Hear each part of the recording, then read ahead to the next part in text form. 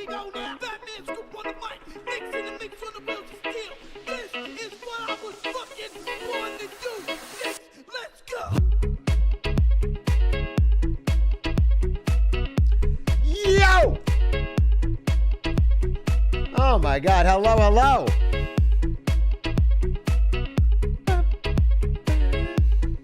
One, two.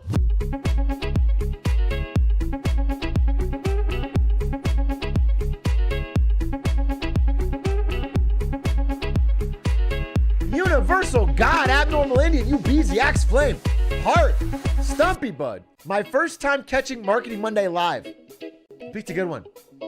You picked a good one. This is sort of the peak day for Marketing Monday. This is what Marketing Monday is all about. From the top, let's go.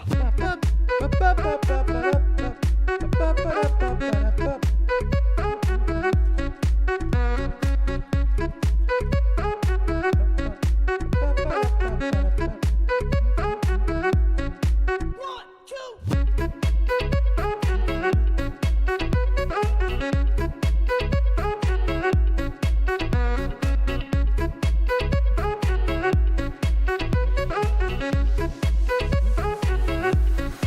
One, two.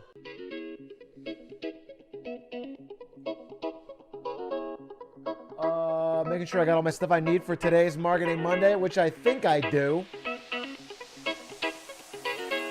Let's go. Got an exam tomorrow, studying more Marketing Monday tonight, though. Bro, I hope your exam is about which commercials were dog shit. Because if not, this is not going to help you. You know what I'm saying? If your exam is about math or physics or anything, then you're going to be screwed. But if they ask you, like, was that one crypto commercial dog shit? You can say, yeah, and then hopefully you get good marks.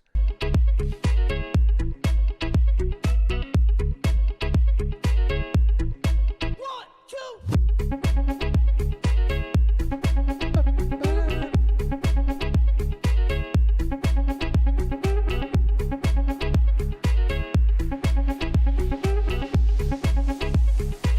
Hey, Shark, why do you have a Lehman Brothers hoodie? Oh, it's because I worked there. Yeah, I was really big in Lehman Brothers. I had this brilliant idea to invest heavily into mortgage-backed securities. I said, this is the future of this company. We need to put all of our money into mortgage-backed securities. Did I work for Enron? Yep, same with Enron. Enron's idea, I was like, hey, do we really got to pay taxes?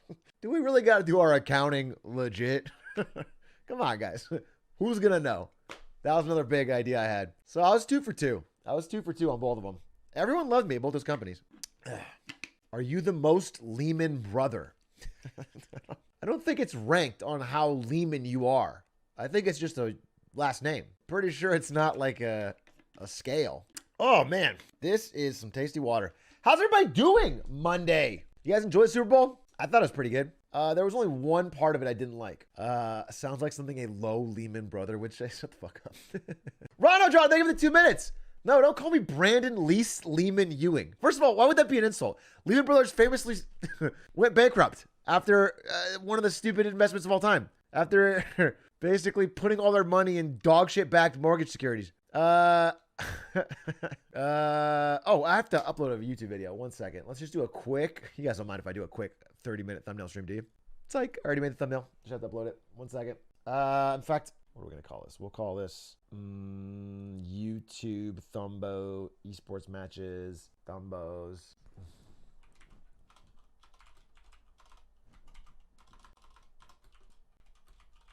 This streamer's been playing only one. This streamer has been playing. It's about the Age of Empires guy that played for 72 hours. I wanted to title it, This Streamer has been playing a 1v1 for over 3 days straight. Is that too long? Marketing Monday will never be on a Monday for Australians. On purpose. Yeah. Yeah. That's the one way I can get back at your fucking country. Dog Trioc be like Barketing Bunday. Why would the dog change Monday to Bunday? I get the barketing. I get that part. Why would they change Monday to Bunday? That doesn't make sense. Alliteration? It's a blood dog. What are you talking? Oh, it's a blood. It's a blood. Like it's in a gang. Damn, I didn't even get it. You're talking about bloodhound. Wow, whole new meaning to the word bloodhound. That's clever. Who dat raid? Hey, who dat? Thank you for the raid. Who dat? I do appreciate the raid. Guys, welcome to Marketing Monday. Today we'll be doing a very short wins and fails, and then we'll be watching every single ad from yesterday's Super Bowl. An excellent Super Bowl, if I do say so myself. Pretty fun to watch, pretty close. Bit of a nail biter right to the end. Not a huge football guy, but I enjoyed it quite a bit. Bengals should have won. Well, then they should have scored some more fucking points. Right? I think if you're saying they should have won, I can tell you how they could have done that.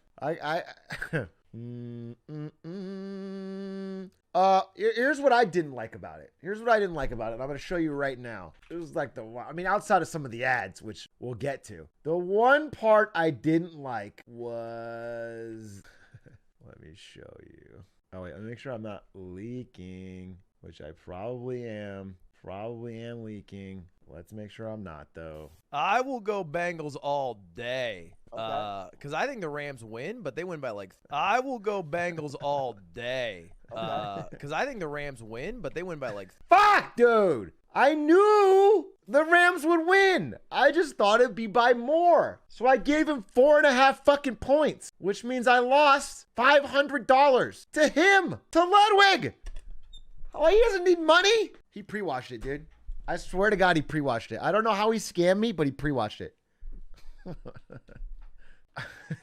But outside of that, I had a great time. And I was very happy with the result. I was cheering for the Rams. I don't care. Either one who wins, but I was cheering for the Rams. And it was cool for LA. What an LA day, dude. Oh my God. That halftime show in LA wins. I mean, that's just a fun day. It would have been kind of depressing if the Bengals won. Ludwig bribed the refs. Wouldn't put it past them. Halftime show mid. Ooh, bold take. I mean, I'm not saying it fucking changed my life. I was watching on my phone and I broke down and wept at the grocery store when I saw it, dude. No, it was just it had some good memes. It was funny. It had a good mix of artists. It wasn't too long. I think people are expecting too much from a halftime show. What are you gonna do? And the whole fucking country's watching. Every racist old person is pissed about the halftime show. Yeah, I did see some tweets. Yeah, if you were extremely old and racist, it was a tough halftime show for you to get into, I'll tell you that. 50 Cent upside down. 50 Cent, listen, 50 Cent, but he's obviously put on some weight.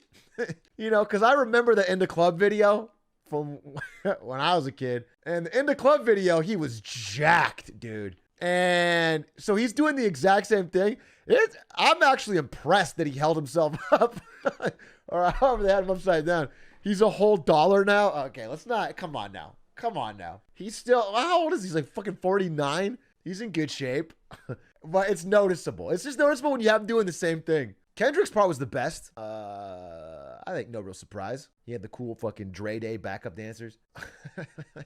Didn't even watch the Super Bowl or anything. I hope those who watched had fun. And he made the little like colon bracket face. Cool. That's very nice of you. Thanks. Thank you. I'm literally top 0.1% of Eminem listeners, and the halftime show was mid. Damn, dude. What a flex. God damn. Who's that guy? Oh, I have a good joke, but I don't remember his name. Tom McDonald. Is that Tom McDonald, bro? Is that his actual name?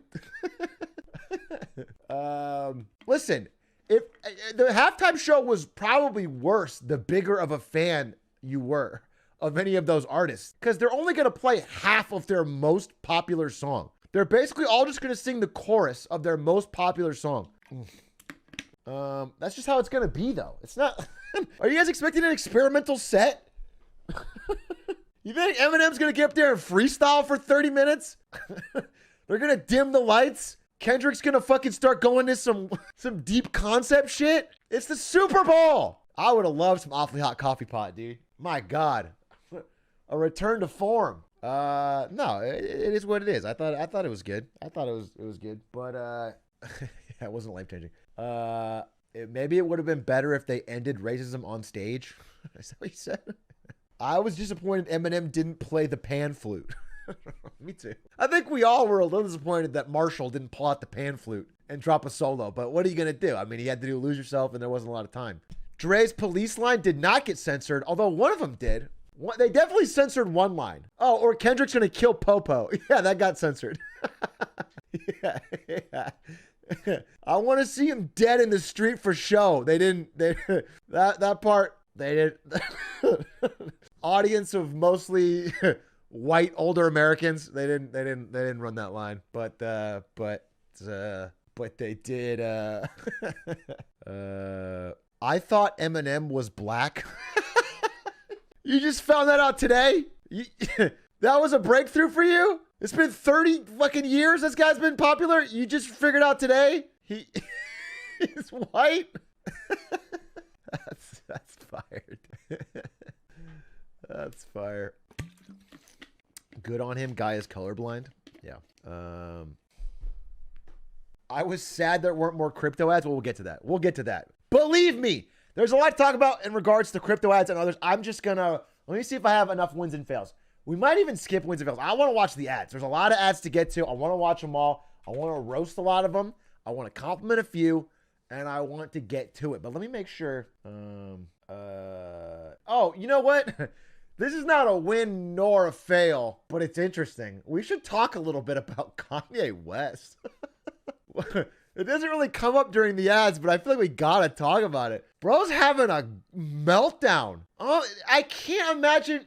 This is not going well. It's just not going well. I feel like, how does Pete Davidson keep getting away with this, dude? How does Pete Davidson not, he's like, Kanye West is one of the most respected artists of the past 20 years. He's made literally multiple classic albums, and he's getting clowned on by Pete Davidson. Pete Davidson looking like the GOAT. I will say, if a full album of Pete Davidson diss tracks would be the ultimate next move. Kanye has needed some inspiration recently. He just put, let's check out Kanye's Instagram real quick. Let's just do a quick check. Cause this whole thing is shocking. If you guys don't know, cause you might not follow, you're not a Kanye fan or it's not your thing. Kanye West got divorced to a woman he has multiple kids with, Kim Kardashian, who is now dating Pete Davidson. And rather than move on amicably, Kanye West has been tweeting and Instagramming nonstop about it in a really depressing kind of way. I'm praying that Ye can flourish his dreams. Is this...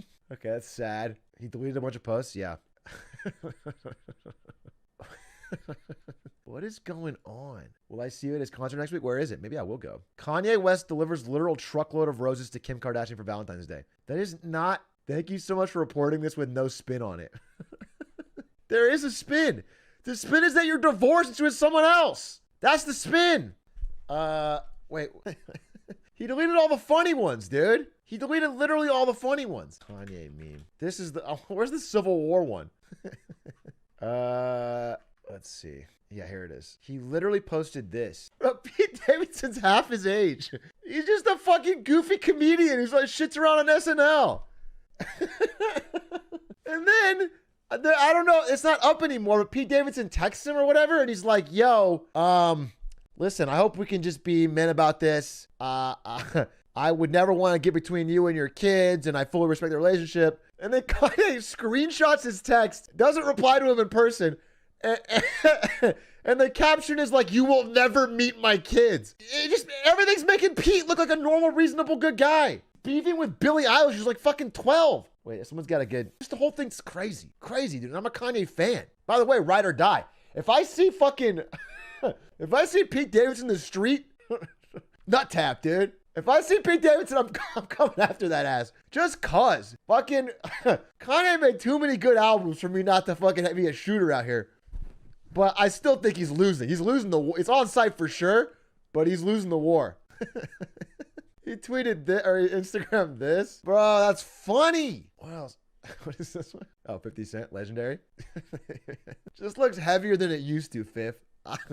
Listen, I'm impressed, but it's funny because in my mind, 50 Cent's always vitamin water. I don't blame him at all, bro. Everyone's going to get older. It happens. In my mind, 50 Cent's one of the most jacked dudes alive. Like, I still picture him in the vitamin water commercials and just like looking fucking absolutely shredded. And so it was a wake-up call. The one with the guy getting choked out? Let's see what this one. Upon my wife's request, please nobody do anything physical to Skeet. I'm going to handle the situation myself. All right, take it back then. You are creating a dangerous and scary environment and someone will hurt Pete and this will be all your fault. Oh my God. Bro, you're psychotic. How is it going to win your ex-wife back? She's texting you that you're being a psycho. And you called him Skeet. Kim's other phone. Why is she on her other phone, by the way? Are you getting blocked? He tagged her? He tagged her in it? Oh, like, anyway, the whole thing's wild to me. Normally, this stuff's not really up my alley, but I'm such a Kanye fan over the years. And this is one of his craziest sagas yet. And Pete Davidson handled it like a king. All he's doing is laughing about it, not saying anything, and it makes him seem more cool. I don't know. I feel like someone needs to be in Kanye's corner, dude. I know what Kim said, but if I see Pete, I think it's still on site. I watched the McDonald's one. Well, I think that's an ad. I believe that's an ad, so we will get to that. I believe we'll get to that. SNL on Saturday is going to be so funny. I know this might be the first good SNL in a while, dude. I'm actually interested in tuning in SNL. It's going to be the Pete Davidson show. Actually, it's going to be funny. You see the Kanye and Michael Che tweets? No, you want to link me? I feel bad for Kim. Fine, bro. She's... Listen, if anybody's... I mean, I'm not... Listen, maybe she's changed, but I think if anybody's open to a little drama, it's probably Kim Kardashian. Their kids. I feel bad for their kids, though. Their kids don't deserve it. The kids got TikTok. They are chilling. Are you fucking every American parent right now? Yeah, 2 years of a pandemic, shit's going bad, but they got TikTok. They're chilling. It's fine. No worries. No worries. There'll be no lasting damage. DFR, thank you for the Prime. Big A, I'm doing a personal financial management presentation. What are the benefits to investing in stock, bonds, and mutual funds individually? Shut the fuck up about getting me to do your homework. God, I get so many DMs like this. I get so many DMs, people that literally want me to do their homework. Literally, like, they try to phrase like, dude, love the stream. Love the stream. Love marketing. In fact, I'm taking a marketing class. What do you think about writing me a 5-page... Jack got games. Thank you for the 7 months. Wizard of Clock. Thank you for the 3. Colex Douglas. Again, we'll probably start here in about 4 minutes. I'm just gonna shoot the shit for a little bit more. Colex Douglas, 1.5 year of Twitch Prime. That takes dedication. I am not like those other auto renew plebs. I am better. Every month, I look forward to using my hard-earned Prime on Atrioc. I am better than all these pleb chatters. Actual Giga Chad. My God. Fucking 18 months of Prime. Holy fuck. He's built different. Literally built different. He laughs at auto renew. Thank you, Colex. Andrew, thank you for the Prime. Kanye's never wrong. Rusty Rainbow, thank you for the 2 months. Perko. Yeah, it's funny because Kanye is wrong wholeheartedly in almost everything he's been doing a few years now. And yet I'm 100% on his side. He made We Major, dude. He made so many songs. Yeah. He made Gotta Have It with Jay-Z. That was my whole college. I'm not gonna not... I'm on his side. It's just, there's no... He said no to NFTs. Wow, bad take. Billie Eilish is a menace. All right, anyway. Let's get to some wins and fails. I don't have too many, I think. Don't have too many. In fact, I'm only gonna give one fail, I think. I'm only gonna give one fail. Let's see if I can find it for you. And then we might have to move on. We just talked about Kanye, but I'm gonna talk about, so yeah. And my one fail is celebrities, creators who betray your trust. Creators you thought you knew, you know? I think when you become a fan of somebody, you build this some sort of relationship with them. Maybe it's parasocial, maybe it's not, but you get attached and you have a certain expectation of behavior they should uphold. And when they betray that, it breaks your heart. And so when I saw at the Super Bowl, Snoop Dogg smoking a joint, marijuana before performing, I could no longer be a fan. This is not the behavior that I expect from the celebs that I love. It's shocking. I mean, it's a betrayal of trust is what it is. And I don't know if I'm gonna be able to recover. I was gonna buy his album. Not anymore. Not anymore, Snoop. Maybe next time you'll think. And I've been a fan for a long time. Some people in chat being... Someone in chat was like, no, it's okay. It's legal in California. like, oh, really? You know what? Maybe I could learn to love again. Maybe I could learn to love again. Wow. Thank you. That's huge. Thank you so much, Chatter, for that. My God. Still, you know, morally it might be wrong, but I'm glad you could save that. What is this post? HR, I'm coming here on behalf of the YouTube Frog Committee, and I have come to request the plugging of like and subscribe button in exchange for no. No, we're not going to do that here. Press it. You should press it when you get there. It wouldn't make sense. I guess the word subscribe works on both, but it's a whole different pitch. Okay. Snoop only did it because DJ Wheat offered. Playing Guy, thank you for the 5 months. Asian, thank you for the Prime. Chrome, 7. Thank you for the 7 months. X Love Sabek, thank you for the 3. Devos, thank you for the 6. Kundifa, thank you for the Prime. Zektel, thank you for the 15. Beef Toucher, 5,000. What a terrible name, but thank you for the year. Beef Toucher, 5,000. That's the name. That's what you're locked in. Linguini, thank you for the 19 months. Connor Raid. Oh my God, Connor 6 Froggies in the chat. 7s for Connor. In fact, you know what? I'm gonna switch the order. We're gonna do a different ad first because of the Connor 6 Frogs being here, because there is one tweet that really sums up this first ad. We're gonna jump right in, I think. I think it's time. Let me actually make sure that I did this. Is this it? Nope, that's not it. This isn't the background that I wanted. There it is. Welcome to Marketing Monday Super Bowl edition. This is the biggest day of the year in the world of marketing. It's the one day of the year. Oh, I have no chat. Fuck. Continue to pog. Continue to pog. Don't stop pogging. Keep your poggies going. We got there. Hey. Okay. Welcome to Marketing Monday Super Bowl edition. The biggest day of the year in the world of marketing. It is the one day of the entire year where the average person cares about watching ads. 99% of the time I try to talk about ads with people and they don't give a shit. But on Super Bowl day, everyone tunes in, everyone cares, and everyone's got an opinion. And I want to hear them all. So we are going to watch every single ad, top to bottom, from this last year's Super Bowl. Couple unique things about this year's Super Bowl. Number one, most expensive Super Bowl ever to purchase an ad. And I'm talking about ever, all time. Here is a chart that goes through 2020, where it peaked at $5.6 million for a 30-second Super Bowl spot. This year, well over that, closer to $7 million, maybe 6.5 to 7 based on how early you bought it. $7 million, all-time high for 30 seconds. So every time you watch an ad that's a minute long, know that it costs about $14 million just for the slot, let alone what it costs to create. These are very, very expensive. I don't think this is revealing too much when I say that there's no campaign ever that we've had at NVIDIA that's had, that much money for the entire campaign, let alone for just the airtime. It's an absolutely ludicrous amount. You really have to be ready to spend and really confident in your ad. And again, you only get 30 seconds for $7 million. So you really got to make it count. And most of them didn't. The other thing I want to say before we get into it is that a lot of these ads were pretty mid this year. It was a pretty mid year for ads. I'm not going to sugarcoat it. A lot of them spent extreme amount of money to buy the slot and then an extreme amount of money to make the ad. And then it just didn't seem to connect, but we'll see. We'll look at that. One of the big stories of all the ads we're going to see today is there was a lot of crypto. A lot of cryptocurrency. Definitely, you could consider it a coming out year for crypto, but it makes me think of this. Let's see if I can find it. It makes me think of this. There's a Wikipedia article on .com commercials during Super Bowl 34. Right before the .com bubble burst in January of 2000. Super Bowl was flooded with all these new money .com commercials.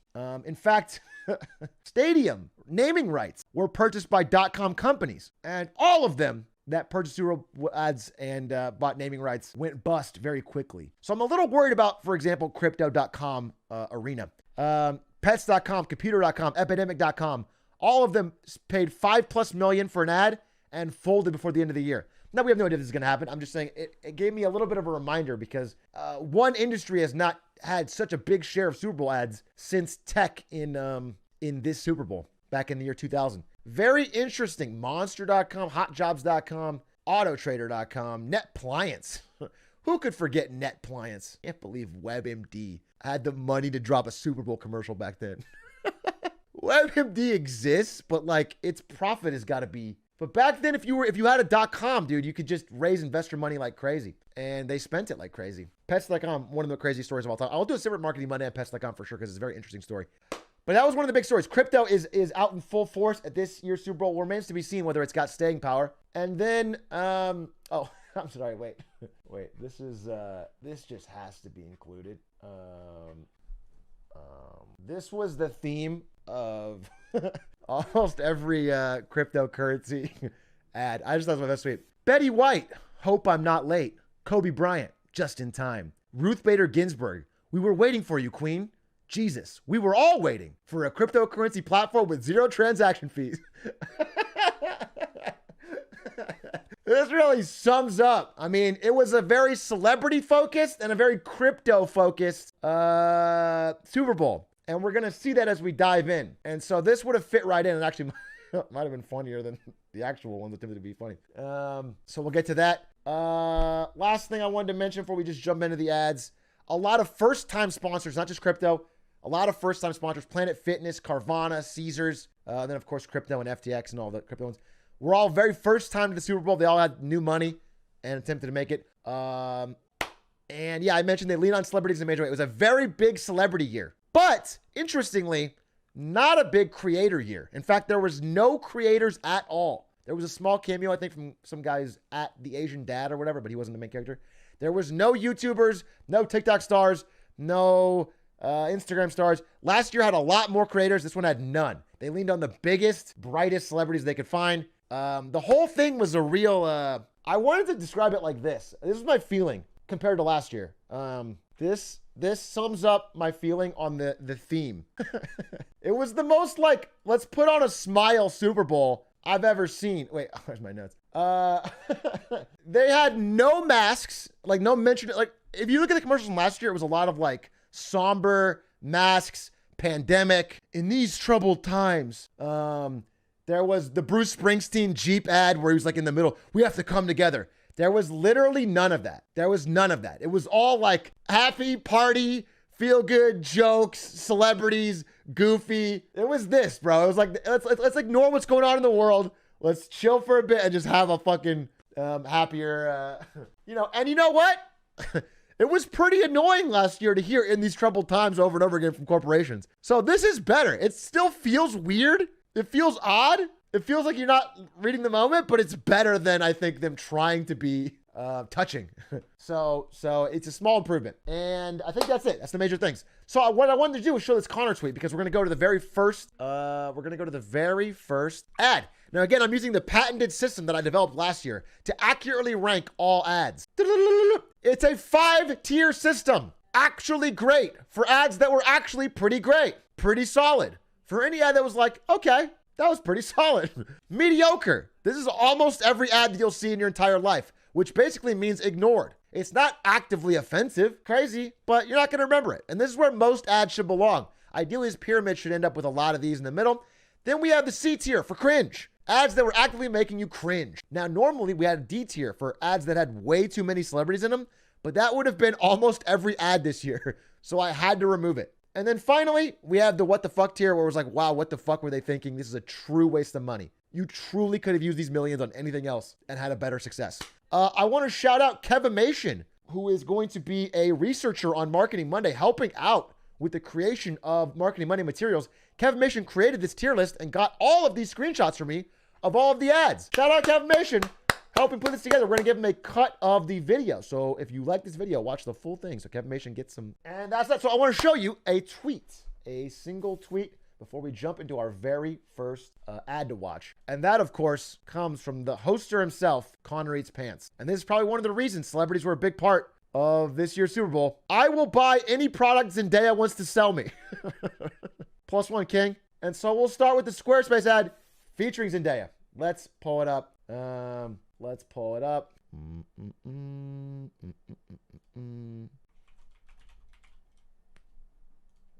Oh, God, it's making me.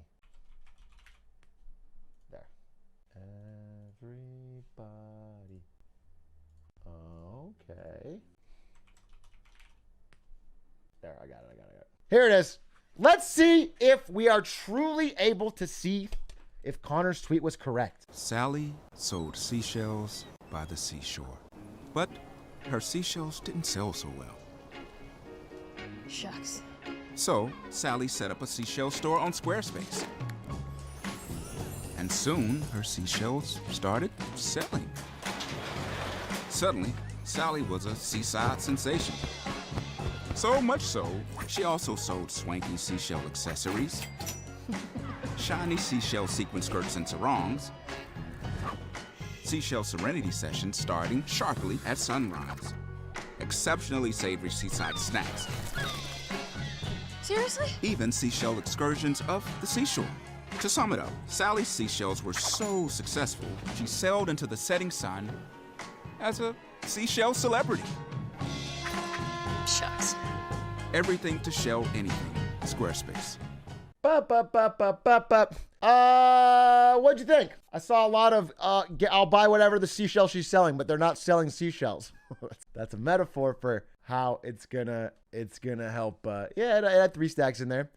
Listen, I almost shouldn't have started this one because I consider this, I'm gonna give you my opinion. Let's find it. I got these are gonna be tough to find. Actually, we should go in order from now on, so I'm not hunting and pecking. I'm gonna give it a pretty solid because as far as celebrity endorsements goes, first of all, they picked the best one right now. Outside of maybe Tom Holland, Zendaya's absolutely top of her game right now. Literally like one of the most loved people in America. She's killing it on like every different front. Whatever they have that likability score. I think it's like the Q score or whatever. Hers is probably literally off the charts. So excellent use of celebrities. Also 3 stacks. His voice was great. And they feature the product. It wasn't featured heavily, and they did a little too much into the seashell over and over and over and over again without tying it back to the product. But it was still pretty clear in the story what happened. That she made a website, she could sell more stuff. People were trying to get more into the gig economy.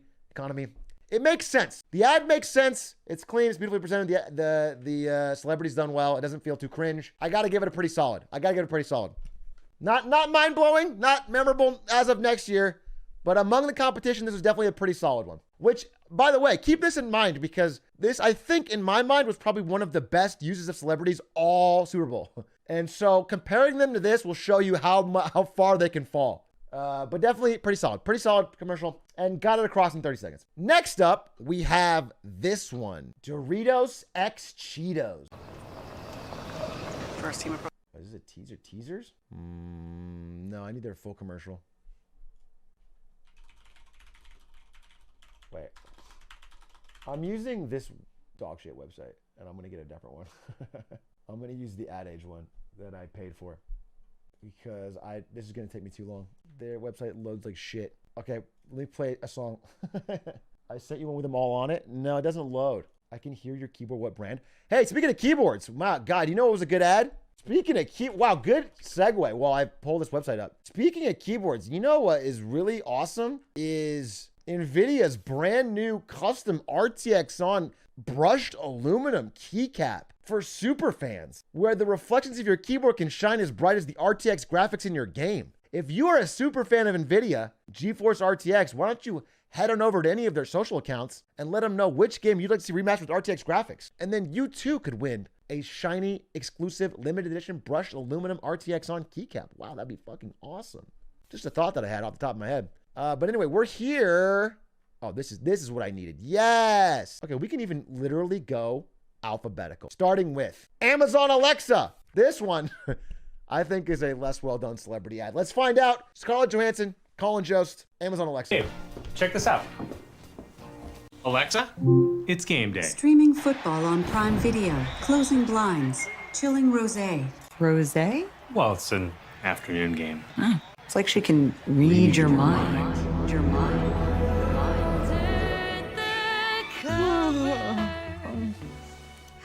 I love that we get to sleep in. Ordering fresh mint mouthwash. Extra strength. I'm thinking I should get a spray can, you know? Because that's on Wednesday. Activating blender. Funeral's on Monday.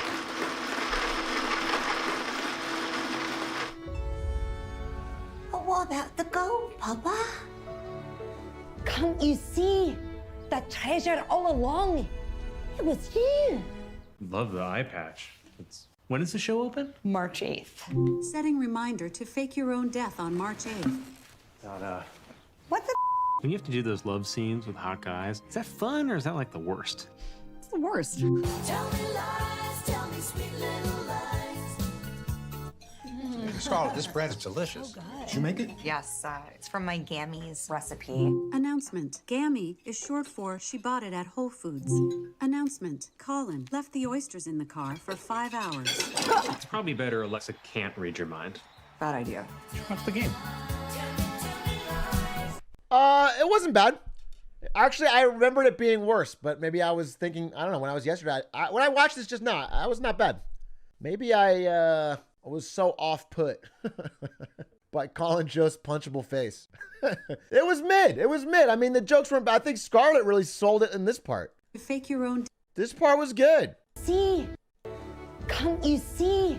That treasure all along.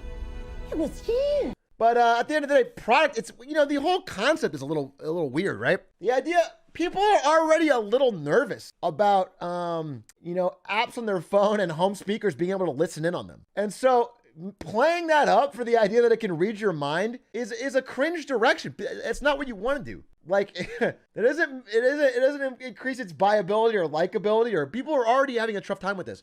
Again, Facebook had extreme difficulty selling their own home speaker or their own home conferencing thing because people don't trust the brand. And so people are already worried about Amazon being too powerful, too big, and now they're joking around about being able to read your mind when, like, if they had that ability, they would use it.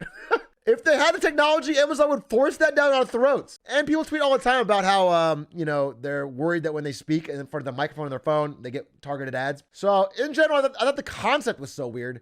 The celebrities did a fine job. I'm going to put this one squarely in the middle, where I think most ads generally belong. Let's put this in C. You guys have to always help me find them, because we're going to go alphabetic. Amazon, Alexa.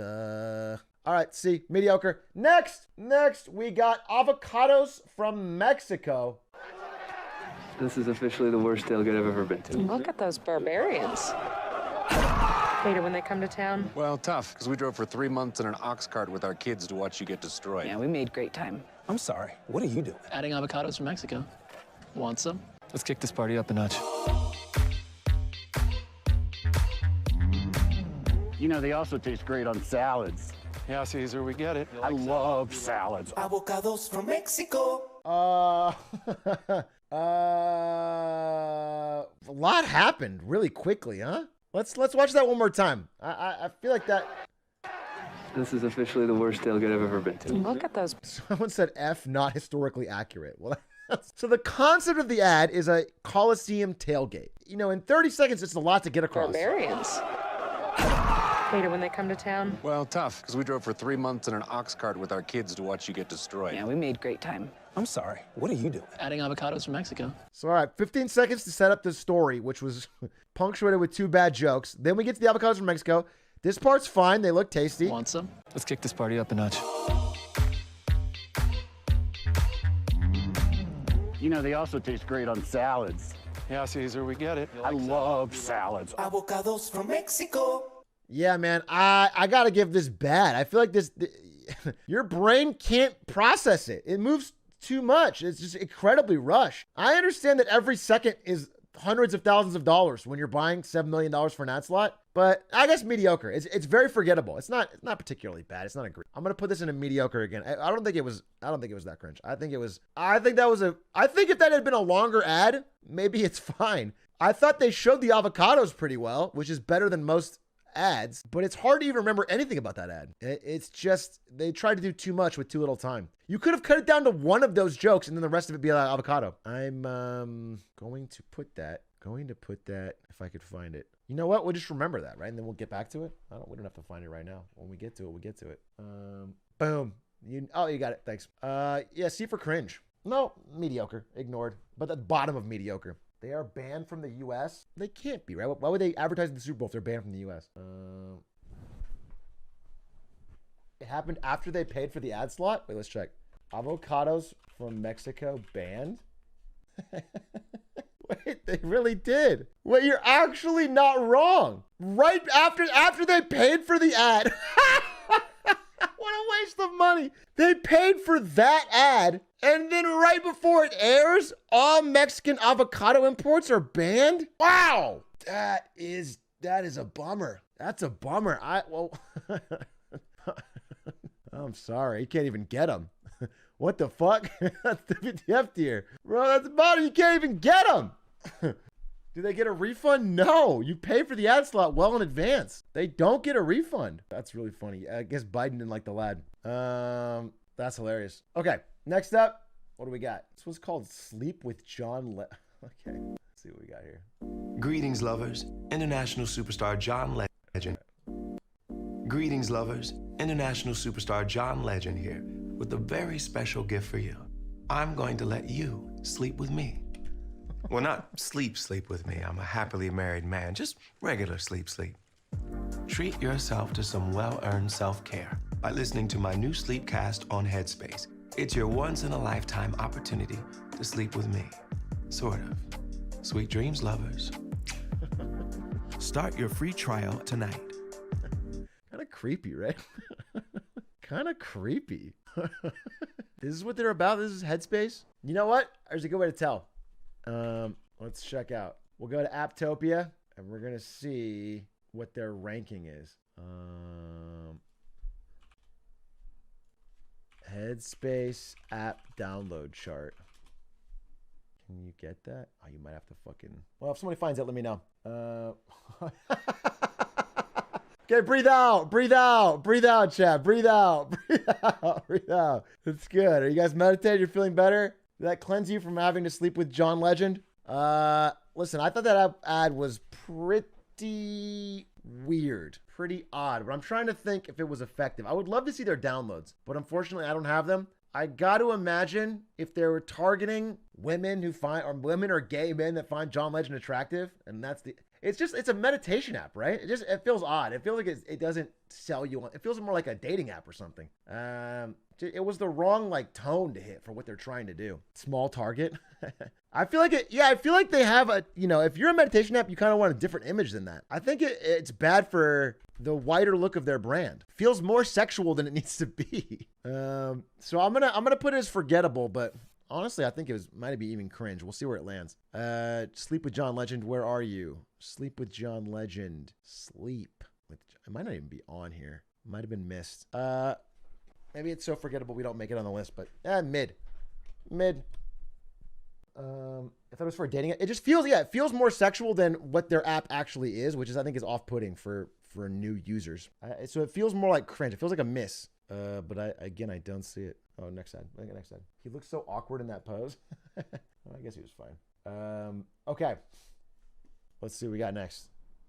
There were so many ads. It's the Super Bowl, bro. It's football is like a precursor to the ads. Can't believe avocados from Mexico got suspended. That's really funny. That actually is a bit of a hoot. All right, you know what? I'm gonna open 5 of these in a row so we can just fucking run and gun, because I'm having trouble with the... Next up, we got... Oh, okay. Let's get to it. A wild-caught... We talked about this before the stream. 30-second spot. Welcome to McDonald's. May I take your order? Hi, can I get a... Take it in the McDonald's. Ooh, can I get a... Yeah, can I get a... Go, Bubba, go! Pick me! No, pick me! Hey, can I get a... 10-piece chicken McNuggets. And what sauce would you like with that?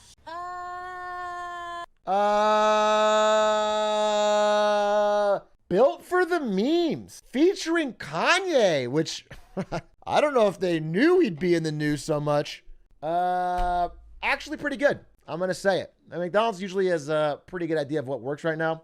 I think their ad agency knew this would be memeable, good for social, talkable. It's kind of like it's like the What's Up ad back in the day. I think it's clever. I think it's memeable. People want to repeat it. They kind of are owning a moment. This is something people actually do when they order food from McDonald's or fast food places, and they're kind of branding it as a McDonald's thing. It's clever. It's not, earth-shattering, mind-breaking, but I think it's pretty good. I think it's pretty clever. I'm gonna put it in. Let me get a.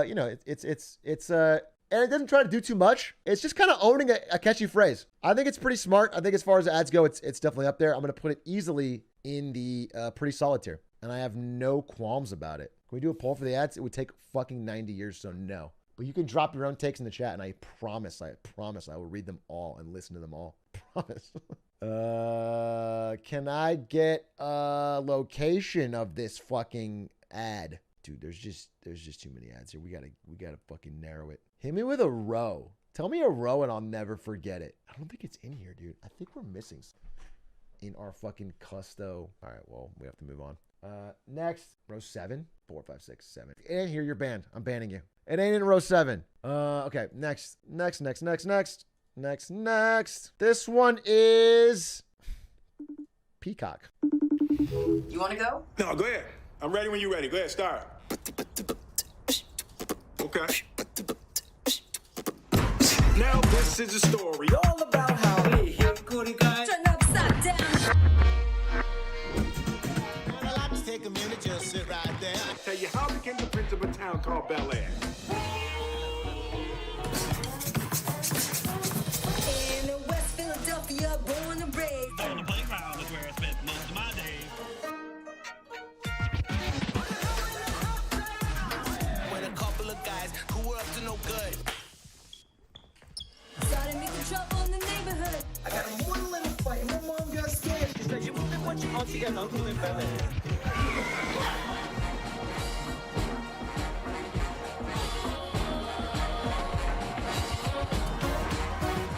That's hot. That's hot. I respect Will Smith trying. I think this is a pretty bad ad for, you know, what I've seen of the show. It might even be successful. They have a decent trailer for the actual show. This didn't show anything. I mean, Will Smith isn't even in the show. It's not a very good ad for what the product is, which is the new show. And you know, yeah, he's repeating a meme. It feels pretty low on either. I think it's forgettable more than it is cringe. But I don't think it holds up. Peacock had a number of ads. They spent quite a bit because they are also the network that was hosting the show. Let's do this one. Expedia. Stuff. By the way, every single ad so far had a celebrity in it. Stuff. We love stuff. And there's some really great stuff out there. But I doubt that any of us will look back on our lives and think, I wish I'd bought an even thinner TV. Found a lighter light beer. Or had an even smarter smartphone. Do you think any of us will look back in our lives and regret the things we didn't buy? Or the places we didn't go? I thought it was a crypto ad when I first saw it yesterday.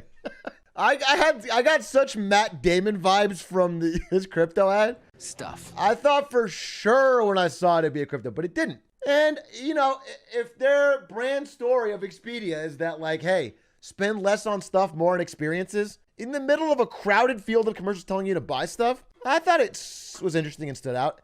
They didn't, you know, I'm always reluctant because so many ads are bombarding you. It's very hard to remember, was this for Expedia or was this for Booking.com or was this for, you know, if your old commercial was like talking head celebrity and then you flash your logo at the end, it's hard to remember who it was. It feels a little indirect. That's my biggest qualm. And you don't have a lot of time to work with, but like having an open laptop to your webpage with something that's unique to yours, you know, one unique thing about your product that makes it better than the rest.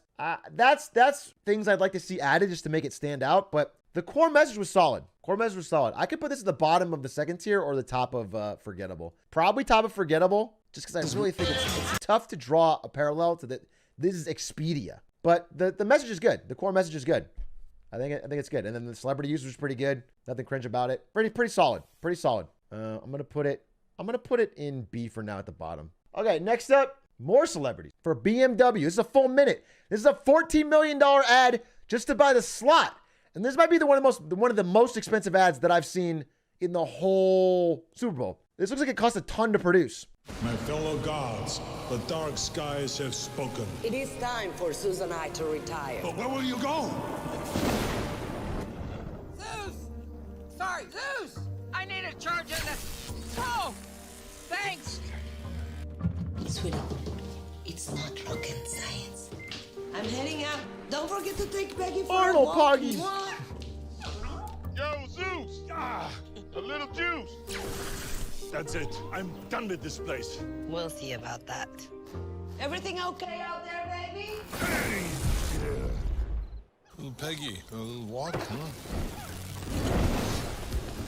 I figure you could use a little pick-me-up. All electric? All electric. The BMW iX. Electricity in its ultimate form. Electric Avenue. Then we take it higher. BMW, the ultimate electric driving machine. Someone said, F, not true to the character of Zeus. He didn't cheat on Hera in this ad. Yeah, he didn't. It would have been a little odd, right, to include a scene in the middle of a 1-minute ad where Zeus cheats on his wife.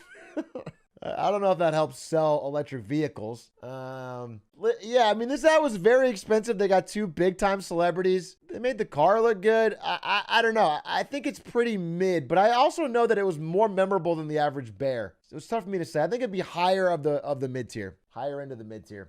All they're really trying to get across is that, you know, BMW's got an all-electric vehicle, and I think they do that. I think it's actually, I might even put it in pretty soft and being dead honest with you. Half the people in this chat said Arnold Poggies when he showed up. They picked a very likable celebrity, which is half the battle. I don't, there's no part that makes you cringe or be offensive. The Peggy part's funny. Again, these things have to hit all of America. I mean, they have to hit hundreds of millions of people. They've got to be very broad. And I think this is pretty broad. They got the message across. I think this is one of the ads that sticks with you. You probably don't forget that you saw it. I mean, chat, you're not the target audience for a BMW, okay? You're not buying BMWs, and you're not buying cars in general, most of you. So why was Zeus 50 years older than Hera? I think their guys are not too far apart in age. I think just he's aged worse. Guys, you're not buying a BMW until you start looking at more Tom Hardy, Sigma, Instagram, Grussel mindset posts. If you read 10 more posts of Tom Hardy being captioned like, real wealth comes from getting up at 5:30, then you'll be able to get a BMW. But you guys haven't been reading enough. Double your intake of those. I'm going to give this one low on pretty solid, to be quite honest. Although for its cost, we gonna rock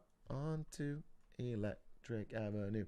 All right, next up, we got Michelob Ultra. Welcome to Superior Bowl, it's called. They thought they were being really clever with this one. It's a Super Bowl commercial, but they went with the bowling direct.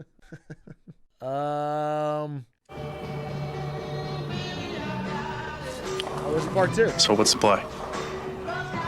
All right, let's go with Michelob Ultra Organic Seltzer. It has 0 sugar. Really? Yeah, and 0 carbs.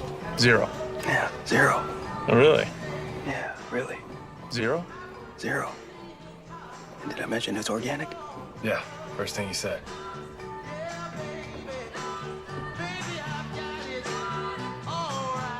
Yeah, I'm not feeling it. One more here. Golden. Michelob Ultra Pure Gold, huh? You know, everything I have is gold. Cadenas, rings, relojes, Records? platinum. 7 times. So, not everything. Touché.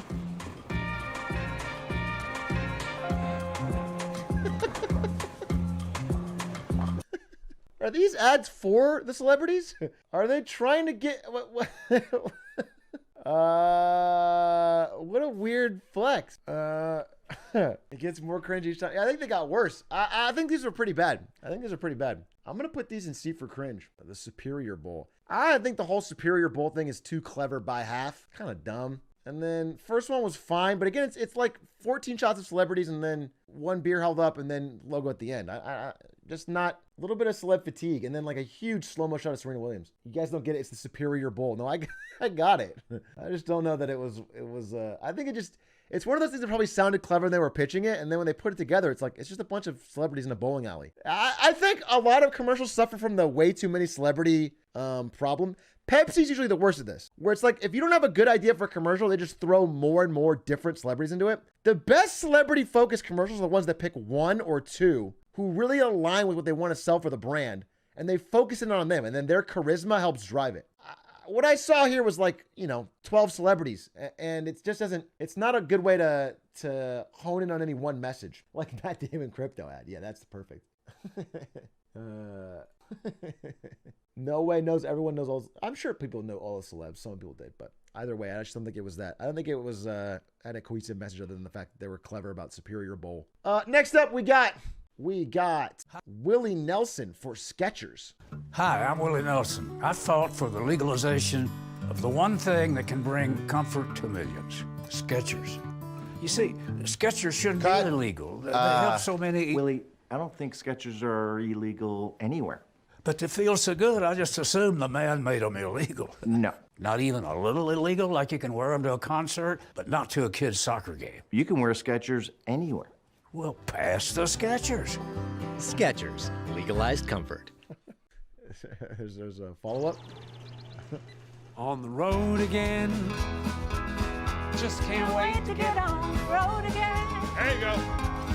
feel like my love is Making music with my friends. And I can't wait to get on the road again. Turn it up. I can't wait. And I can't wait to get on the road again.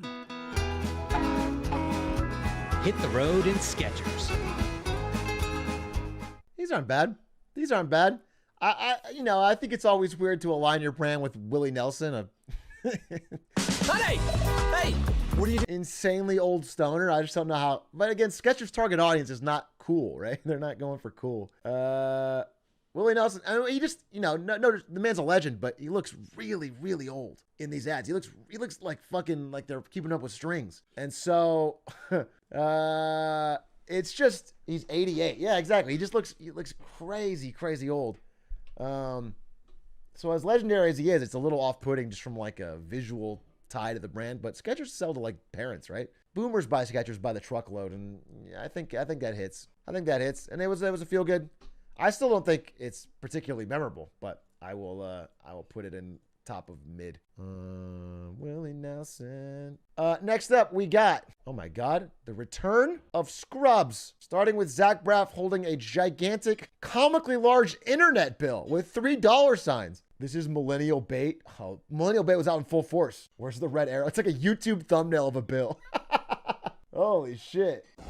I'm defeated, feel mistreated. I'm so angry, I'm singing a song, 'cause I'm paying so much for home internet, and that's just wrong. I've got T-Mobile home internet. I feel happy. Great. Very happy. Good for you. Look how much money I'm saving right now. Wait, really? There's no hidden fees, no price hikes, one core. Bro, wow. Internet without BS. Zach Braff. Man, dude. The answer to most of them is they're fine. Every time a celebrity does anything that's like, I don't know, leaning up against the wall, looking like a bat. Chat spams cringe for any time a celebrity does anything, and I think that's way off. This is not offensively cringe. It's a commercial. They're just being quirky. It's just not particularly special. I don't know. There's nothing distinct about it. They got a good celebrity pair. Everyone likes Scrubs. Millennial Bait for the type of people that are buying homes and internet right now. Probably well positioned in that department. I think T-Mobile in general has a good track record with their ads. It features the product really well. I got no problem with this ad. I just don't think it's like distinct in any way. Delivery of the info part is cringe. No, it's not. I feel happy. Great. Very happy. Good for you. Look how much money I'm saving right now. Wait, really? There's no hidden fees, no price hikes, one core. Bro, wow. That's nothing. That's fine. Experience like they do look old, but that's gonna happen. Zoomers, I cannot wait till 20 years from now you're watching the Super Bowl. Not even 20 years, less than that. 10 years, bro. 10 years from now you're watching the Super Bowl and fucking it's fucking Bieber. No, it's probably fucking Pete Davidson or Billie Eilish or something looking old as fuck. It's gonna be, you know what I'm saying?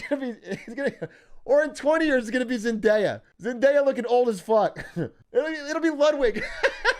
It's going to be Ludwig. Bro, it's going to be Ludwig with wrinkles telling you about the fucking mogul move Mucinex. All right? Just get ready. It's happening. Quickly. Yeah, nothing wrong with that, but nothing special. Come on, we gotta be fair here. We gotta be fair here. If we call that one cringe, then you get the truly cringe ones are getting away scot-free. And they need to be known. Okay.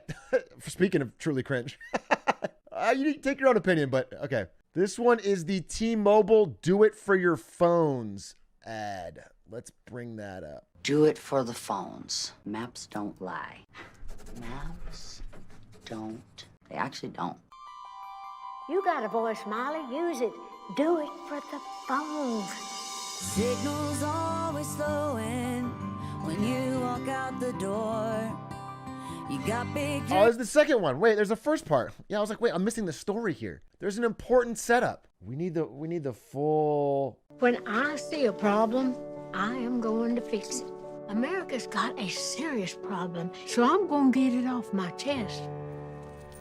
5G phones, trapped on limited 5G networks. But you can make a difference. If you join T-Mobile, these phones will be able to shine their brightest, like me. I have my own theme park. T-Mobile, do it for the phones. How can I help these phones? You got a voice. Use it. Now we know why. Now we know why Miley's writing this song. I needed that intro. That was worth $7 million. Before we get to the 3-minute Miley Cyrus song, I needed that $7 million intro as to why she was writing it. Thank God. God damn it. Do it for the phones. Sky Advent said, the conflict has now been set up for this Shakespearean saga. And to that, I salute you. Well said, sir. Well said. Maps don't lie. Don't. They actually don't. You got a voice, Molly. Use it. Do it for the phones. Signals always slowing when you walk out the door. You got big dreams of 5G, faster than before. We all just need connection. Let's do it for the phones. They do so much for you.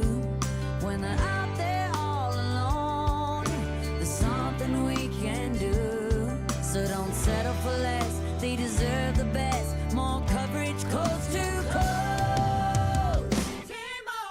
Twice the speed of Verizon's network, 4 times bigger too. When you download your favorite music, the leader is here for you. 5G bars in more places. Let's do it for the phone.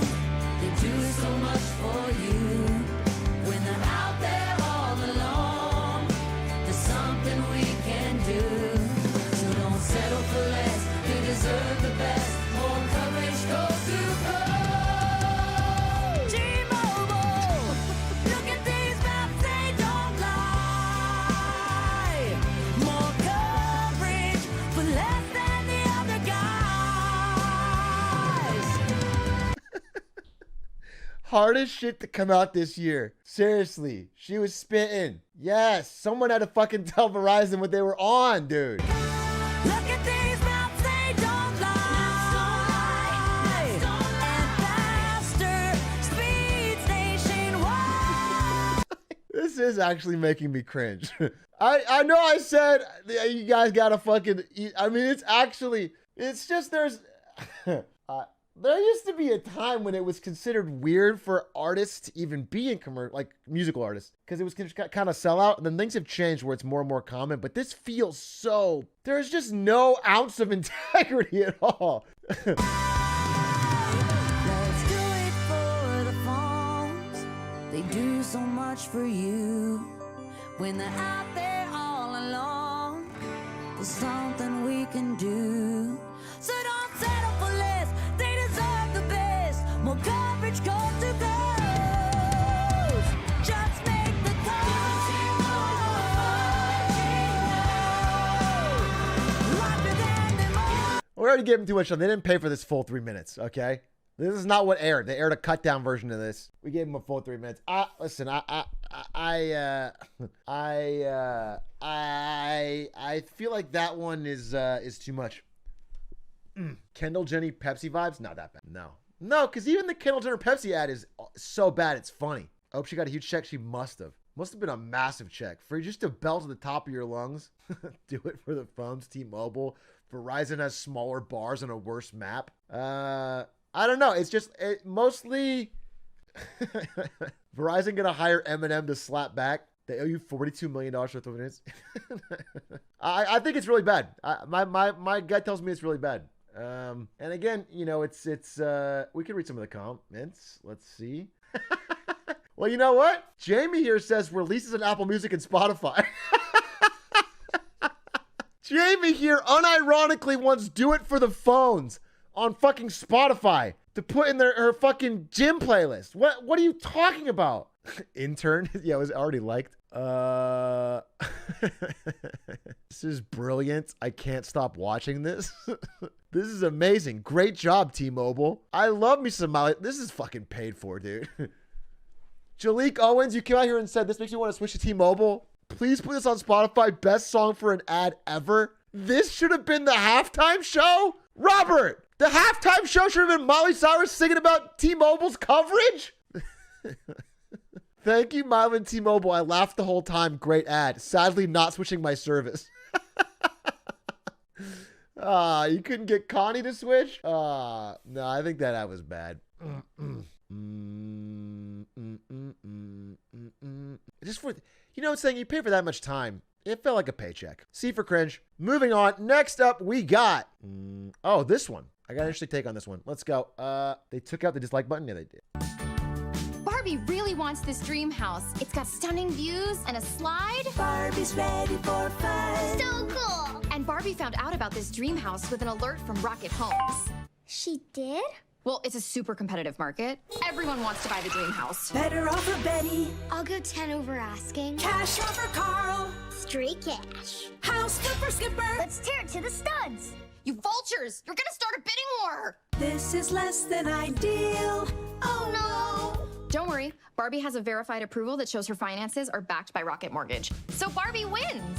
But we need a house. Oh, I found a fixer-upper castle on Rocket Homes. It has good bones, but really bad neighbors. I like his vibe. Get your dream house all in one place with Rocket Homes and Rocket Mortgage. For a better way to find and finance, Rocket can. Thanks for helping.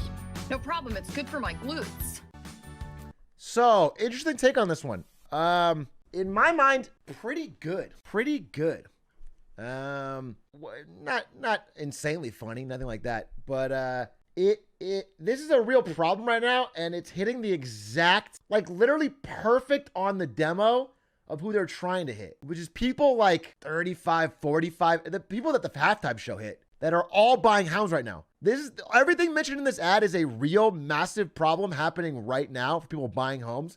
Buying homes are the craziest market it's ever been in like the past 20 years. These are real frustrations. Rocket Mortgage positions them as real problems, offers them as the one-stop easy solution, all without feeling too rushed or fast-paced. I think if you were in the market for a mortgage, you would think Rocket Mortgage right now. I think it'd be a place you'd look. Bidding wars are insane right now. They showed all the 3 major problems you face. They did the Barbie nostalgia and the He-Man nostalgia. Again, they're hitting the same. They're not hitting you, basically what I'm saying. This is not an ad for Gen Z. This is an ad particularly for like Zillennials, Gen X, that whole area of people that are moving into prime house buying years and are encountering a lot of trouble. I think they kind of nailed the problem, nailed them as a solution, showed their product looking easy and fun, and then had the right nostalgia around it. And then Anna Kendrick was a good pitch woman. So in my mind, I think this is an actually good ad. I think this is, and just to back me up a little bit, there was some user scores. There was like, they had a bunch of people take scores as they were watching the Super Bowl, and not professional like marketer scores, but user scores.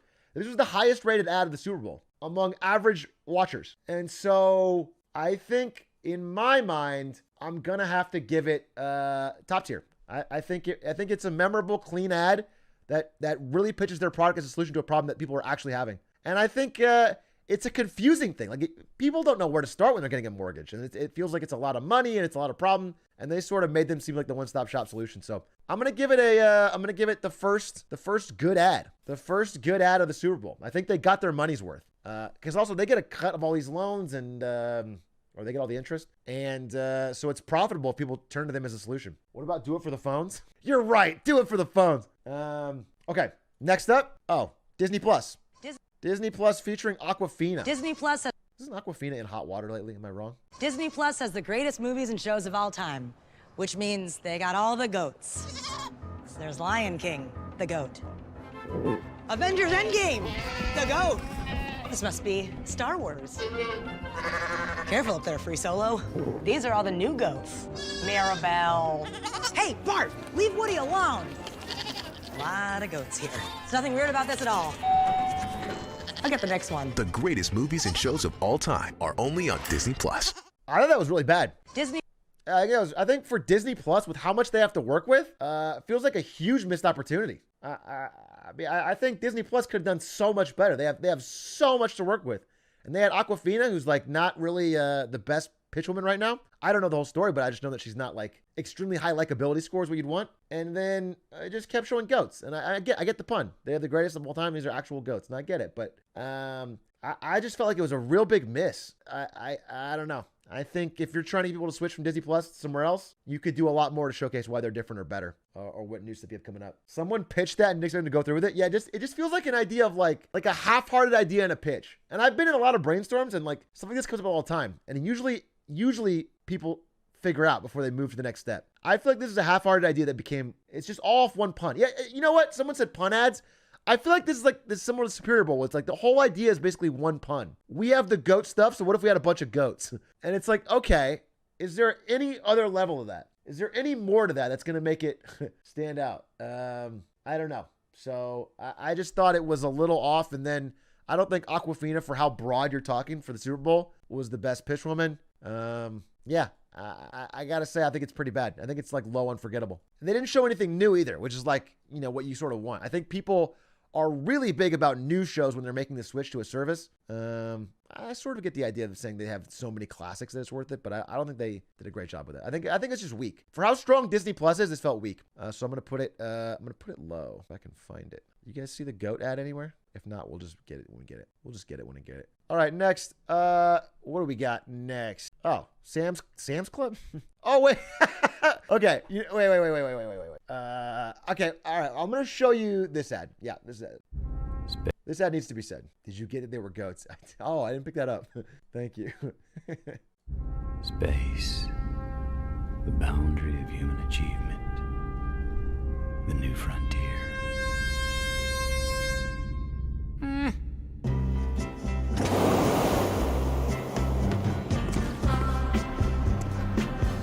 It's not time to escape. It's time to engage. It's time to plant more trees. It's time to build more trust. Time to make more space for all of us. So while the others look to the metaverse and Mars, let's stay here and restore ours. Yeah, it's time to blaze our trail. Because the new frontier, it ain't rocket science.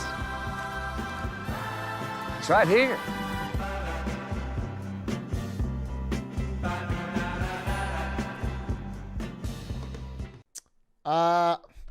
Fun ad. Matthew McConaughey, charming, interesting stuff. Absolutely terrible. Absolutely terrible. I think it's the worst ad of the Super Bowl because it literally could have been replaced with any logo. The logo at the end could have been replaced with any logo and it would have been exactly the same. I think that is literally the worst ad of the Super Bowl and one of the worst spends. There was absolutely nothing, not one small thing related to Salesforce at all. It was just a feel-good Matthew McConaughey speech and their logo at the end. Truly, and this is sort of backed up. They have the Kellogg study that's published after every Super Bowl from some marketers at the Kellogg School. This is also rated very lowly by them. I think there is just nothing about this ad that makes it a good ad. It is an interesting video from Matthew McConaughey. Yeah, it's $7 million to make a small dig at Facebook, and they spent more than that on the millions to get Matthew McConaughey. It has nothing to do with the product. It is a terrible sign when you could actually change the logo at the end and it would make no difference. So, yeah, I gotta say, as much as like there was nothing inoffensive about it, there was nothing offensive about it, nothing cringe about it. Well done. It was a terrible ad, and I have to judge it based on an ad. And as an ad, it was, I think, my worst. One of my worst. Probably my bottom three. So I'll put that. I don't even know where it is. Matthew McConaughey and a hot air balloon. Matthew McConaughey and a hot air balloon. Solid speech. Yeah, speech fine.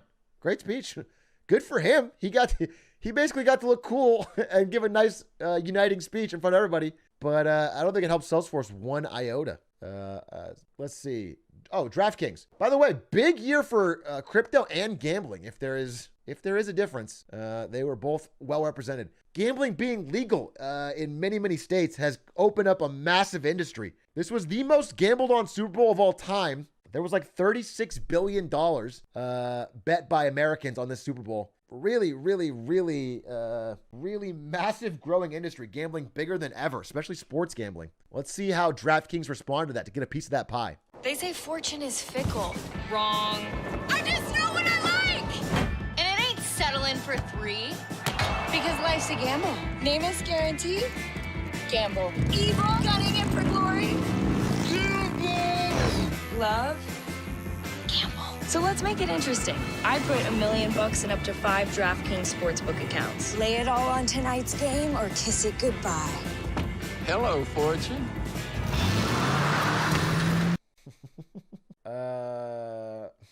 Feels bad. We'll get to you in a second. They say Fortune Is is she famous? I don't recognize her. Is she famous or just anyone playing the character of Fortune? This is a non-celebrity. That's my mom. Yeah, I feel like she wasn't good for this. I don't know who the primary audience of sports gambling is, but I just feel like she's not speaking to him. White girl with dreads, is that the I think it's like middle-aged men, right? 40-year-old dads. It feels like this is not the right choice for your sports betting. The ad feels off, and then I don't know. Hello, I also don't recognize this guy. People were saying this. He's famous, right? For sure. There's no way. I'm not recognizing him. I didn't recognize Joe Namath. Yeah, famous QB. Yeah, no, I understand. Legend, but I don't recognize him. I'm not even a huge football guy. And he looks old as fuck. I mean, this part's fine, I guess. He looks like he's CGI. Yeah, he looks like he's in Polar Express, dude. He looks like he's in... His face looks CGI.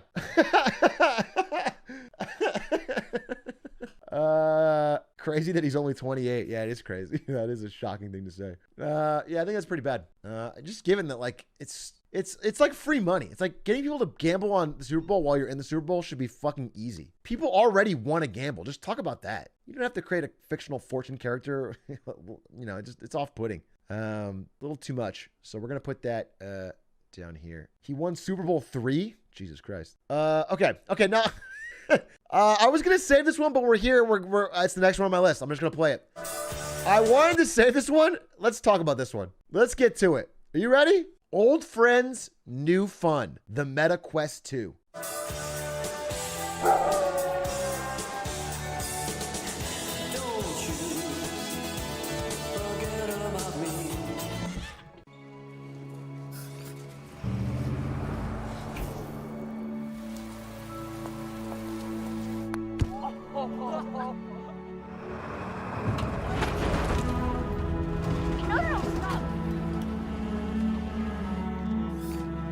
Closing time. Get out, please.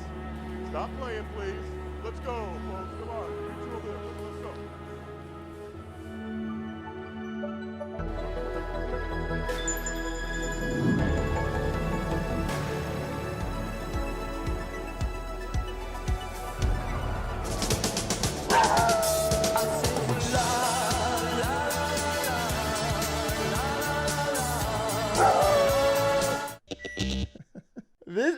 Nothing I could say sums up my reaction to that concept. Oh, Stans was in the Super Bowl as well. Nothing I could say sums up my reaction to this ad and the concept of this ad better than this tweet. So I'm just going to show you this tweet. Everything you loved, everything you have will be taken from you, and there is nothing you can do about it. You will lose all of it. But with these goggles, you can enjoy a fake version of the world you remembered, probably while alone.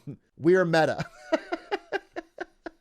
That is literally the concept for this incredibly strange, off-putting, dark ad. What the fuck were they thinking? This is, I swear to God, I don't know what is going on in the marketing team at Facebook. Their brand is already so bad. This ad was so weird. Just like extremely depressing, torn from his friends, everything goes to shit. And then he's propped up, like stuck up forever in the space cafe, but he can like...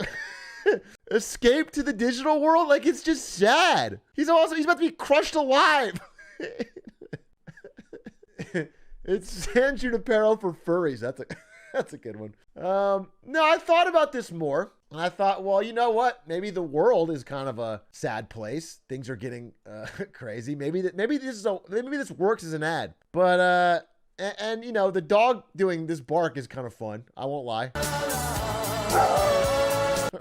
You can't not like that. But I gotta say, for what Meta needs to win people over on the concept of the metaverse right now, because again, they're about 10 years early. I think they need more than that. I gotta say, outside of this awesome bark at the end, this is like a depressing ad for most of it. And I don't think you want to position these already hard to sell headsets. Like most people don't want to wear these. They're not, this is broad America we're talking about. I think this ad makes it seem weird and off-put. And also like the tech they're being associated with here is like old, not dated. I don't know. I think this is one of the worst concepts for an ad that I've seen in a while. It just felt very dystopian, sad, and soulless, which is like exactly what people criticize VR and the metaverse for being. It feels like it played right into every criticism. Oculus sells like crazy now? No, it doesn't.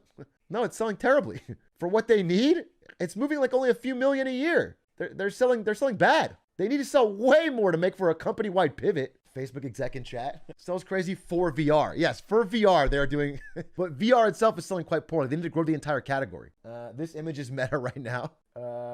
This was not targeted towards kids that like Five Nights at Freddy's. No, that was not the goal. Refresh the tier list. Okay, yeah, I can do that. Yeah, for me this was pretty bad. This is one of my lowest of the whole thing. I was pretty shocked by it. Let's see if we can refresh.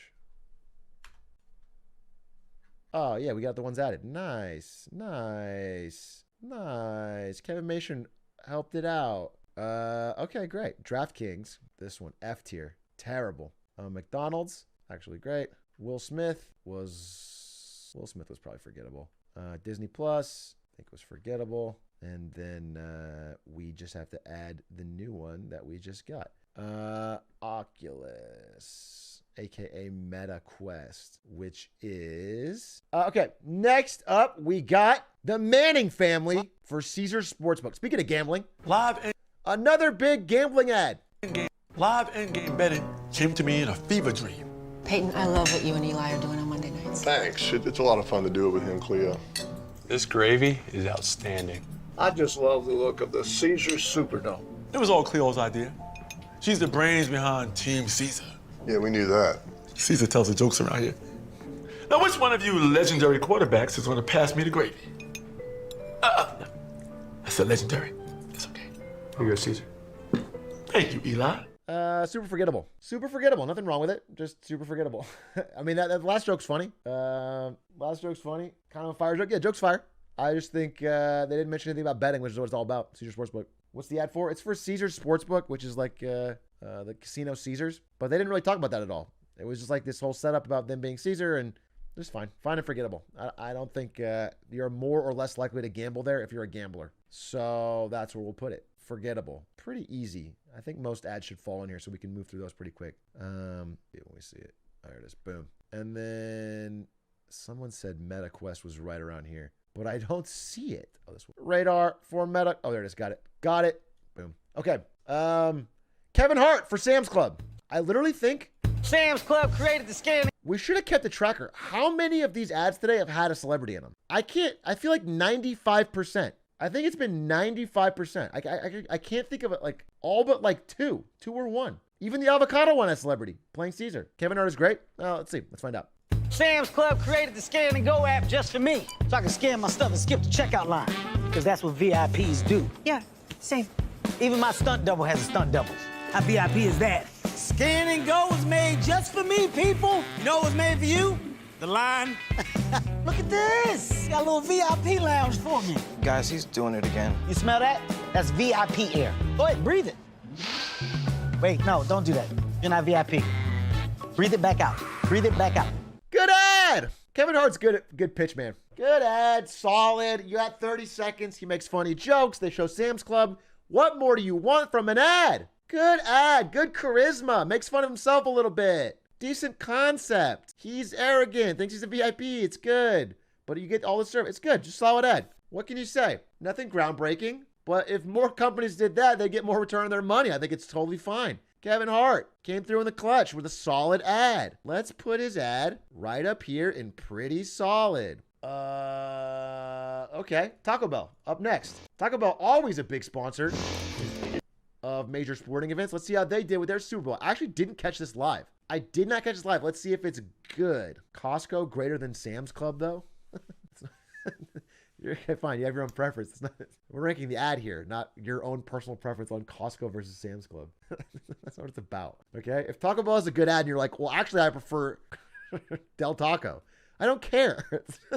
I'm not ranking their tacos. You understand? Okay. All right. No, you guys cool. Oh, you guys get it. All right. You guys are Taco Bell. Let's see. Attention students, the ice cream machine is still broken. Oh, make me over. I'm all I wanna be. A walking fire. You can get rid of me. Hey, there's only us left now. Taco Bell's queso. My first take is that was bad, but I'll be watching it again. Attention students, the ice cream machine is still broken. Feels like a, I don't know. Okay, so you start off with Clown College, which everyone, as a consumer, likes to see themselves as a clown. Oh,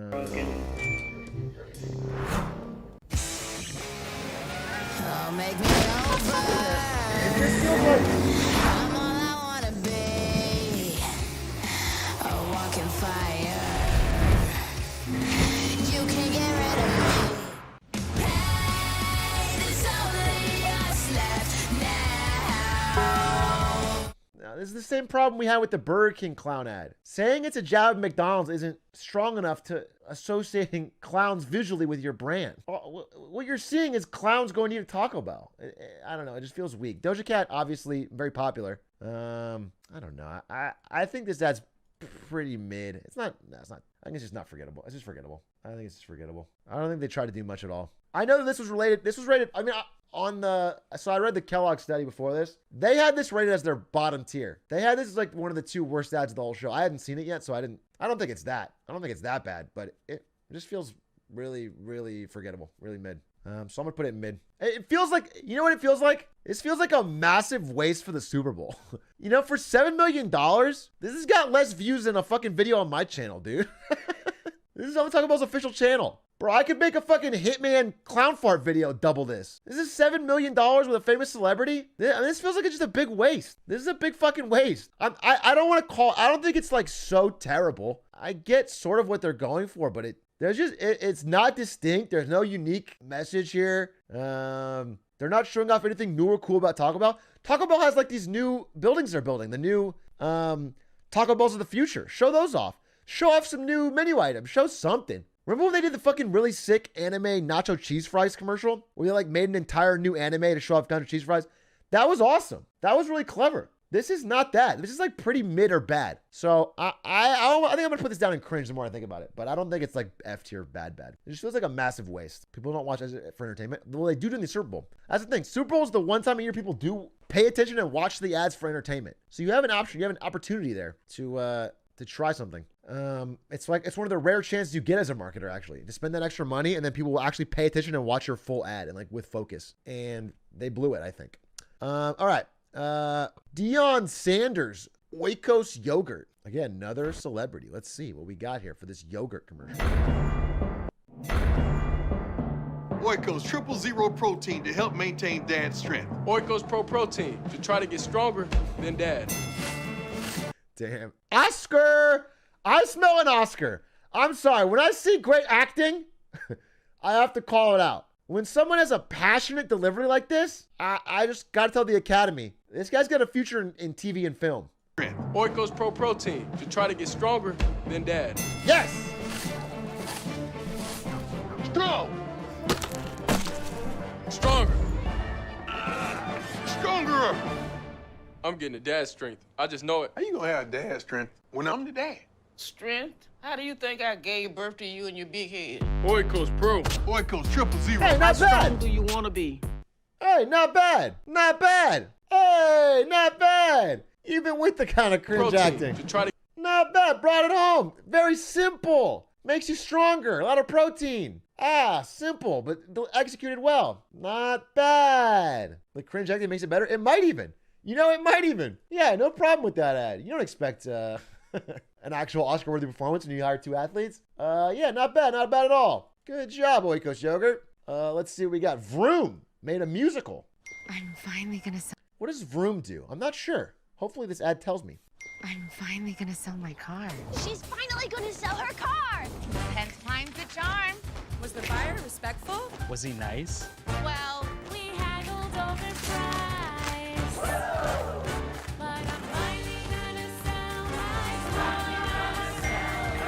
He backed out. Never deal with flaky buyers again. Vroom bought your car? Yeah, they really came through. Sell your car entirely online on vroom.com. Top of forgettable for me, but I'm open to thoughts. I think it answered the question. If I'm in the market for selling my car, I'll check out Vroom. Might even be good, I'm finally gonna. It might actually be good. By the way, that got more views than Taco Bell. It's so generic. The problem is it's so generic, and musicals and music and singing and bright colors don't really do anything for consumers anymore in commercials. I feel like they don't stand out at all. In fact, we're gonna talk about it later, but the Coinbase ad is a very unique one that kind of shows that point. The more loud and busy your commercial is, people are actually more likely to just tune out. There's a lot going on. They have phones, bro. They had the same ad last Super Bowl. But Jude on Air has a great point.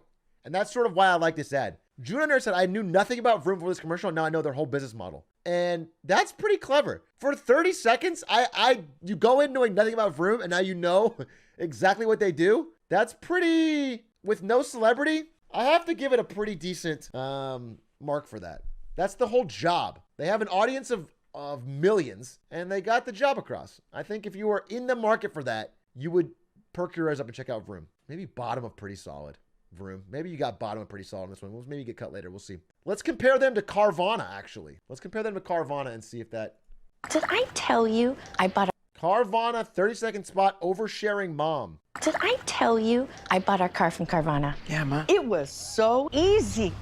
I found the perfect car. Under budget, too. And I get 7 days to love it or my money back. I love it! I thought online meant no one to help me. But Susan from Carvana had all the answers. She didn't try to upsell me. Not once. Because they're not salespeople. Where do you guess who just checked in on me? Mom. Susan from Carvana. We'll drive you happy at Carvana. I'm not the audience. It's tough for me to say. Did I tell you?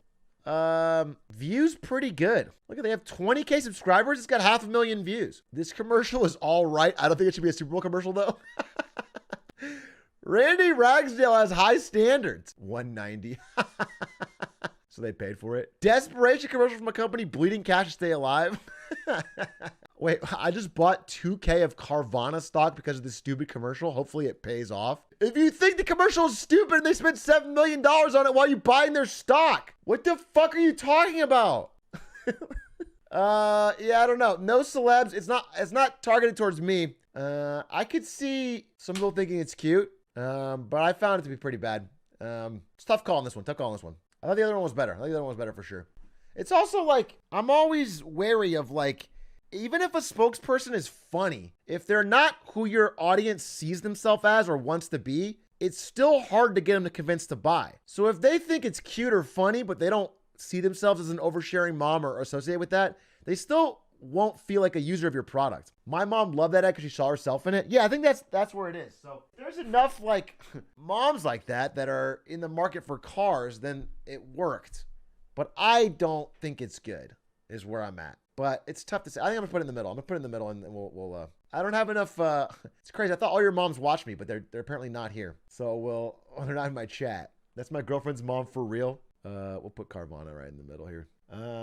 Let's go next. This is electric vehicle startup Polestar with a little bit of a dig at Elon Musk in their ad No Compromise. A couple EV ads this year.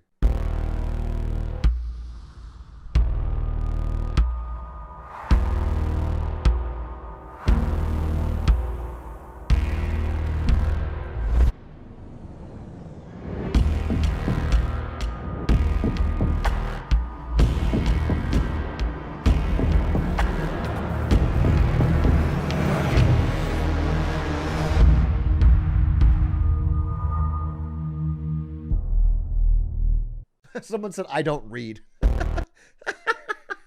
Really? You saw this amount of text and you said no? Yeah. Okay. I see what they're going for. Listen, if you're making an EV, you got to stand out. You got to draw a distinct line between your fans and fans of the market leader, Tesla. I can see it. You know, it feels a bit to me like, You guys might not even remember this. There was a BlackBerry ad that showed someone like shooting a BlackBerry at supersonic speed to blow up an Apple. And they had like this text fly in and be like, and it reminds me a lot of that as BlackBerry headed to bankruptcy and Apple destroyed them. And this just feels like, you know, such a also ran like number, not even number 2. They're not number 2. They're not even, I mean, where's Polestar rank on EV sales? Polestar yearly sales. Yeah, they sell like 20,000 cars a year. That's nothing, dude. They're like brand new. So yeah, Polestar's funded by Volvo. Are they owned by Volvo? They could be growing. I don't hate it. I definitely don't hate it. I think I just feel like their positioning is kind of. I just get vibes of other companies in similar situations. But I think the ad's fine. I think the ad's interesting. I'm gonna put it right here. Volvo. All right, here we go. We got next one. I'm saving some of the good ones, but we'll get to those. Let's see. How about, speaking of crypto, the one and only Larry David. Really surprised people.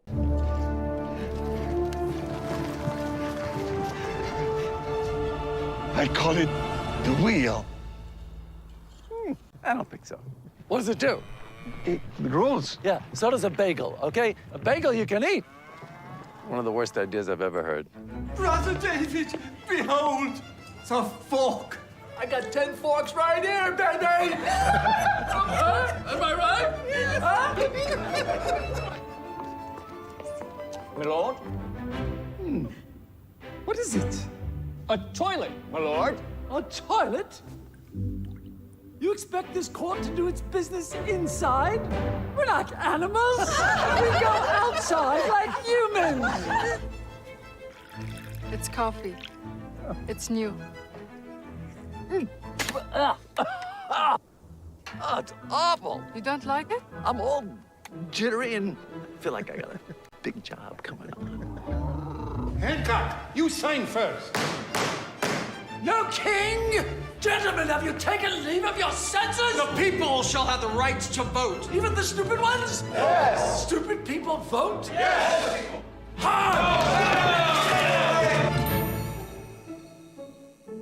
Edison, can I be honest with you? It stinks. Does your wife know what's going on here? She knows I go to work. You're wasting your time, and it's sad. You might as well put the dishes in the shower. Hey, Catherine, what's cooking? We're putting a man on the moon. Are you out of your mind? I can't even get tuna without celery. Nobody's going to the moon, ever. Why not? It's too far. It's far. It's really far. It's far.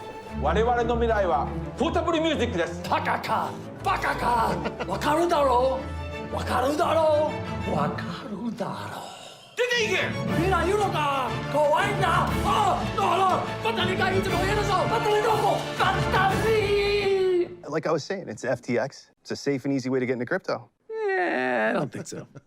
And I'm never wrong about this stuff. Never.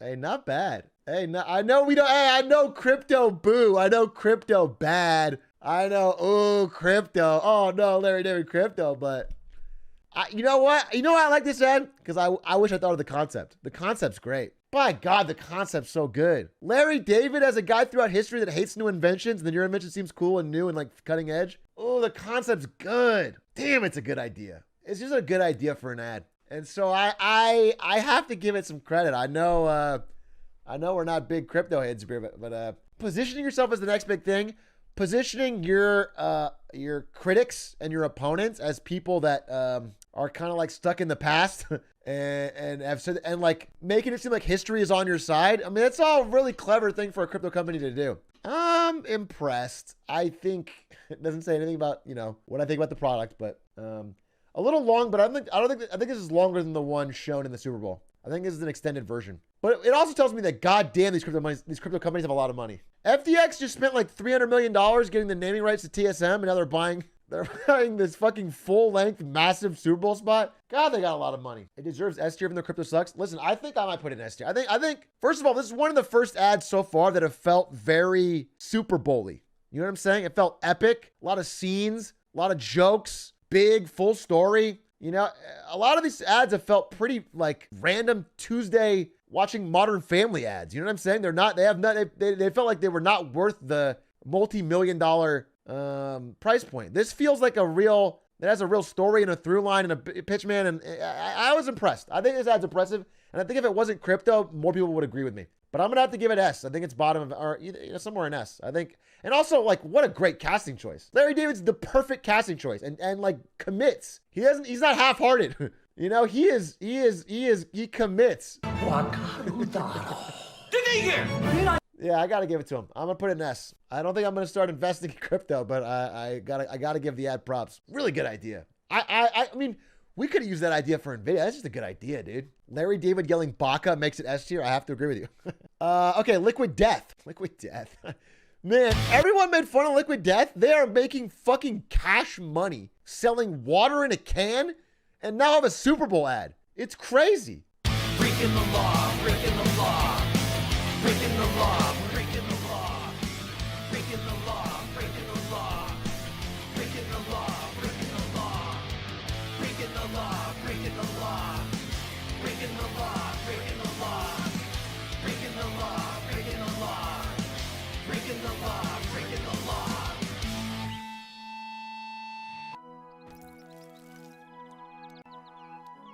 It's water. It's literally water in a can. If you guys don't know, it's water in a can. This is similar to crypto ads where I think the product is so stupid that it's tough for me to, yeah, I don't know. Like it's so much more environmental to just drink tap water. Murder your thirst. How is canned water dumb? I mean, you're paying a premium for the brand. You can get water so much cheaper than buying this can of Liquid Death. Death to plastic. It's tough for me. I don't know. Where do you guys stand on this one? I've never bought Liquid Death. People buy it. It sells pretty well. Liquid Death sales. Yeah, they keep raising more money. And I wonder who it's. The only thing I would say is I wonder who buys it, because using kids in your ad, if it's not really marketed towards families, I thought it was like an edgy thing. I thought Liquid Death was for people that, I don't know, wanted to feel tough. Like how they make like some fucking hygiene products like Manly. And so I thought it was weird to have like a pregnant mom and a bunch of kids drinking it. The point's like it's faux edgy. It's tough. It's tough. It's tough. It's because it looks like beer. No, I get it. Believe me, I get the concept of the ad. The kids are drinking, but it's just water. And she's pregnant, it's just water. And I get it. I think it's all right. I think it's all right. It might even be good. I could be wrong. These guys are really good marketers because they've gotten a way to sell canned water at a remarkable premium and make a bunch of money. So they clearly, it's a pure marketing company. There's no product here. It's water in a can. It's a pure marketing company and they're doing pretty well. So I have to give them credit. I just don't know that I particularly like this ad. It didn't resonate with me, but it's not my opinion that matters, or not my personal opinion. It's like, is it a good ad? I could sell water in a can. I don't think you could. I don't think you could. Yeah, maybe it's just a clever joke. I'm gonna hold on this one. I'll think about it some more. I want to get some more ads, and I want to get to the ones I really want to talk about. I'm saving them, but there's some good ones. Here's the Goodbye Cable ad with Jim Carrey. Another celeb ad. If we did a drinking game where you had to drink every time there's a celeb in the ad, you would all be dead. Unless you were drinking Liquid Death. Cable guy! No thanks. I don't need cable. I have Verizon 5G internet. Never heard of it. 5G ultra wideband? It's way better. I see. So somehow, your home is connected to Verizon's ultra-fast 5G network wirelessly. Without miles and miles of this. Yeah, right. Yeah, right. Wait! Can I see it? Sure. Whoa! They must have locked you into quite a contract. Nope. Hidden fees? Nope. Price is the price. Got one at my shop too. Runs my business. This may be illegal. I'm gonna need to know who installed this. Me. It's plug and play. But you can have Verizon install it. Nice van. Reception's good. But I'll come back tomorrow and double check. No, I don't think we'll need you to come.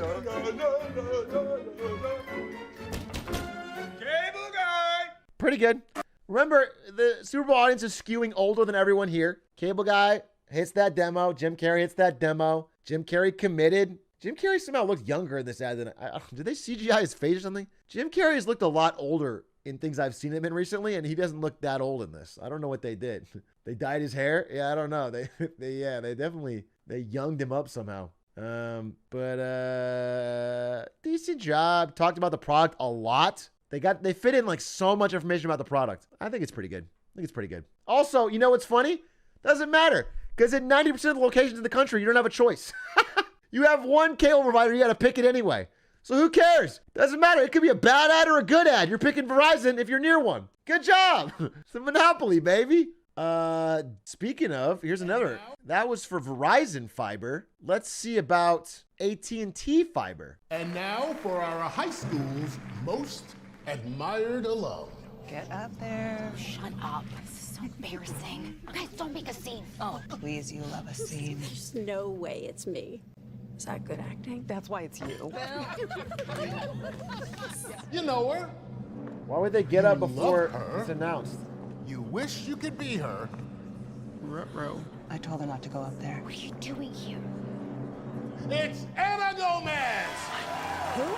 Our first gagillionaire. Gagilia what? With AT&T Fiber, Anna's got the fastest internet with hyper gig speeds. So her family has crazy fast gaming and they stream movies in 8K. I watch so many movies. Yeah! Give it up for Anna. I had no idea that we went to the same high school. We have a lot in common. Please get off my stage. Okay.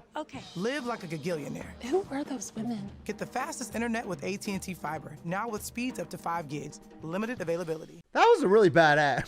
That was a really bad ad, right? What a weird concept. What a confusing and weird concept. What was the subplot of them being both people that dated Ashton Kutcher and then they both were getting a but she won an award because she was a gigillionaire that had great gaming internet speeds? What a weird concept. When that woman said, I watched so many movies, I felt that. Let's hear it one more time. Gaming and they stream movies in 8K. I watch so many movies. Wow, that was powerful. No, that was a bad ad. That was a bad ad, dude. That looked too expensive and had too much in it for what they had. Pretty weak. Just mixed and confusing. Yeah, it's an easy bad. Okay. Let's go to Google Pixel 6. Gigillionaire grind set. You wouldn't get it. Yeah, maybe I'm not that gigillionaire grind set. LeBron ad win coming up. Pixel ad. People with darker complexions have always struggled with having good lighting. Every single yearbook photo of mine has been terribly shot since I was a kid. I always show up as too dark or shiny. Cause if you love me, you love all of me. Everything the light touches. Oh, baby, give me light touches. Oh, yes. Look me in my eyes. Takes over my mind. Don't you be afraid. No, no, no, no, no. And if you love me, you love all of me. Or none of me at all. I mean, I have no idea if the tech works at all because all these photos are so much better lit than the early examples. It would have been cool to see a photo taken on like a competitor's phone and then the exact same photo on their phone and seeing the difference. But the ad's good. The ad's good. I mean, the photos, I mean, you get the point across and you get it, you know, even if you're not someone who has this problem, you get the subtext. They also have a great camera. Their camera is just really good. Good quality. So I think solid, but mostly forgettable. But I think if this is something, if you are a person for whom this is a problem and you've struggled with this, I think this ad really speaks to you. If you have darker skin tones and you've had real problems with cameras, I just don't know that it works. I'm not sure that it even works because everything else, like they're all in such sunny, well-lit environments, and these are not. This is like at night, you know, in a dark room, very lit up and super close up. Yeah, exactly. It's like you can take those photos on a lot of cameras, not the Google Pixel. But that's not me thinking too much into it. So I'll give it a medium. Next up, we got Planters Deluxe Mixed Nuts. A lot of celebrities. My God. Why do you eat mixed nuts one at a time? Why do you eat them all together? They're Community. called mixed nuts. Internet. How do you like your mixed nuts? One at a time? Or all together the right way? Why are you buying mixed nuts and then unmixing them? So you don't make any decisions? Oh, you're a foodie now. Is it all or one? Who knew America would tear itself apart over a relatively minor difference of opinion? Not me. Solid, right? Solid. Community, good actors. Probably gonna be able to talk about it, even though it's like no one cares. This is not a real debate, but the internet loves a meaningless debate. Courage JD is probably fucking on a 14 tweet thread about this right now. Yeah, it's probably fine. People in chat are already picking sides and teams. People like debating things that are not politics, and so they'll probably talk about mixed nuts. They should have thrown in a D's Nuts reference. If they got all of America with a D's Nuts, that would have been legendary. Poll it? I don't care. That's playing into the fucking ad. No, I don't care. Obviously, I don't care. I'm not gonna fall for their ad. I'm definitely putting it in forgettable though. I'm not putting it in good. I'm saying it's not cringe. It's just, I don't even think we have this. Okay. Oh my God. I hate this company on principle, so it's gonna be tough. I hate this company more than I hate anything. It could be like literally, I'd rather have an NFT ad than this. Okay. All I do is win, win, win, no matter what. Got money on my mind, I can never get enough. And every time I step up in the building, everybody hands go up. And they stay there, and they say yeah, and they stay there up, down, up, down, up, down. Cause all I do is win, win, win. And if you going in, put your hands in the air, make them say every time I step up in the building, everybody hand go up. Never lose confidence in how you run your business. Intuit is bringing QuickBooks and MailChimp together to help you set up and grow. That's not happening. New business? No problem. Man, I love this set. Yeah. That ad needed DJ Khaled. He brought so much, that ad. So much charisma. Yeah, that ad was... that was dog shit, dude. What a busy, confusing mess of a ad that barely shows the product, doesn't sell you on the product, and also is from a company that's just like so cringe. It has caused, through lobbying, so little progress on any taxation in our country. What does the ad do? Well, QuickBooks, it's like if you own a business, you can keep track of your finances and your spending. And then MailChimp is for running a mail list. It's for business owners, but it's just really bad. It's like it's a messy, confusing ad. And you know what's funny? Like, I don't know if this was a Super Bowl ad, but there's a really good like TurboTax ad. This is it right here. Watch right now.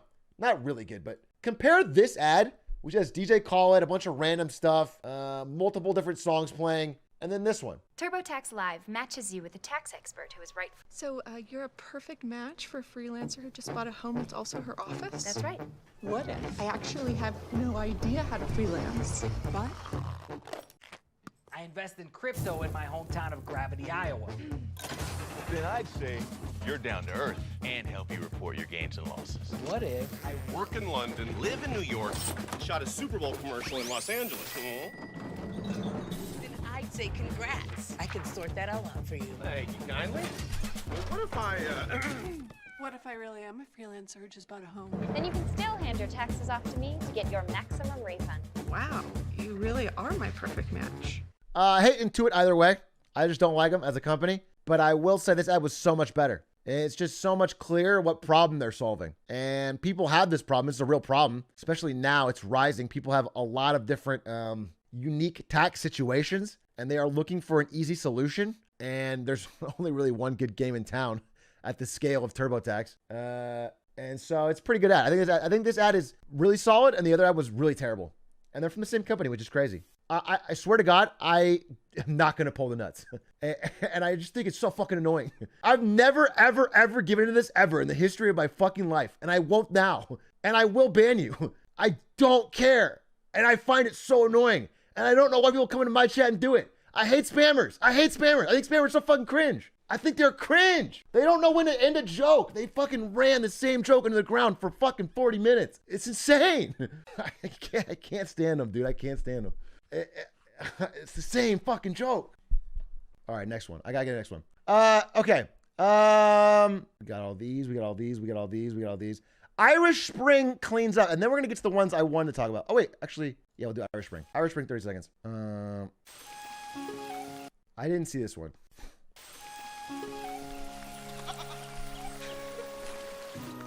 What is this place? Welcome to Irish Spring, friend. Where stinkiness is unwelcome. Bad smells must receive their correction. Cast thy smell away! Cast thy smell away! Irish Spring. Smell from a nice smelling place. There's a movie that this is based on, right? Midsummer, right? I haven't seen it, but I get yeah. Cast thy smell away! Irish Spring. Smell from a nice smell. I think that's pretty good. I had not seen this ad. This is pretty good. I think that's pretty funny. I think you can get it even without seeing Midsummer, but yeah, it's funny. It's clever. They make fun of themselves a little bit. Yeah, it's creepy. I gotta give it good. I gotta give it good. Pretty good ad. Pretty good ad. Pretty solid. This one I also didn't see, but it's got Lindsay Lohan. Let's see how this one held up for Planet Fitness. What's gotten into Lindsay? It's called. People are wondering. What's gotten into Lindsay? People are wondering. What's gotten into Lindsay? She's never been sharper. This basketball star married himself in 1996. Who is Dennis Rodman? Correct. Son of a... She's sleeping better than ever, which the paparazzi aren't thrilled about. I miss Lindsay! She's even more productive, trading DUIs for DIY. The verdict is? Gorgeous. Maybe it's not what's gotten into Lindsay. It's what Lindsay's gotten into. Hey, William. Planet Fitness. Get glowing and feel spectacular. Interesting. This is the 30-minute express. I hadn't seen that one, so I didn't have an opinion already. It feels kind of solid, right? Not a bad ad. Because the core concept is good, right? Most of America knows Lindsay Lohan as being a train wreck, mess, blah, blah, blah. But that was years ago. And everyone sort of loves a comeback, turn a life around story. And everyone sort of feels like they could do a little bit to improve themselves. And so she's turning her life around with Planet Fitness. I like the concept. I don't know. They made it too complex. That's a great point. I like what you said there because to me it feels there's so many changing scenes here. And they made it a little complex and a little fast for 30 seconds. But I like it. I'm on board. They didn't feature the product enough.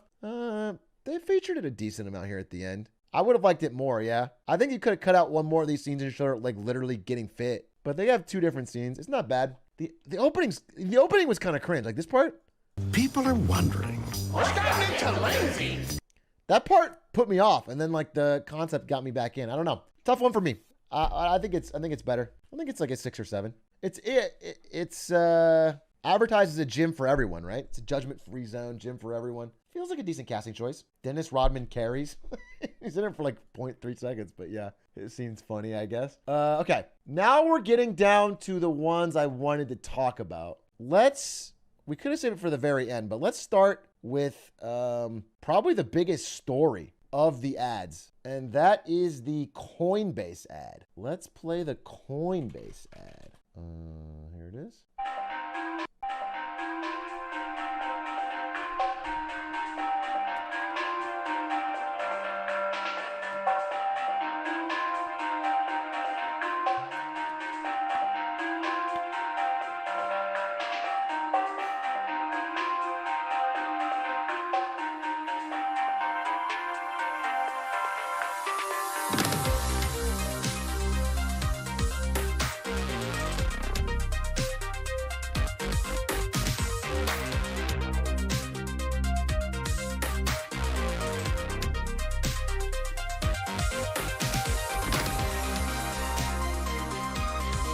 Playing the full ad.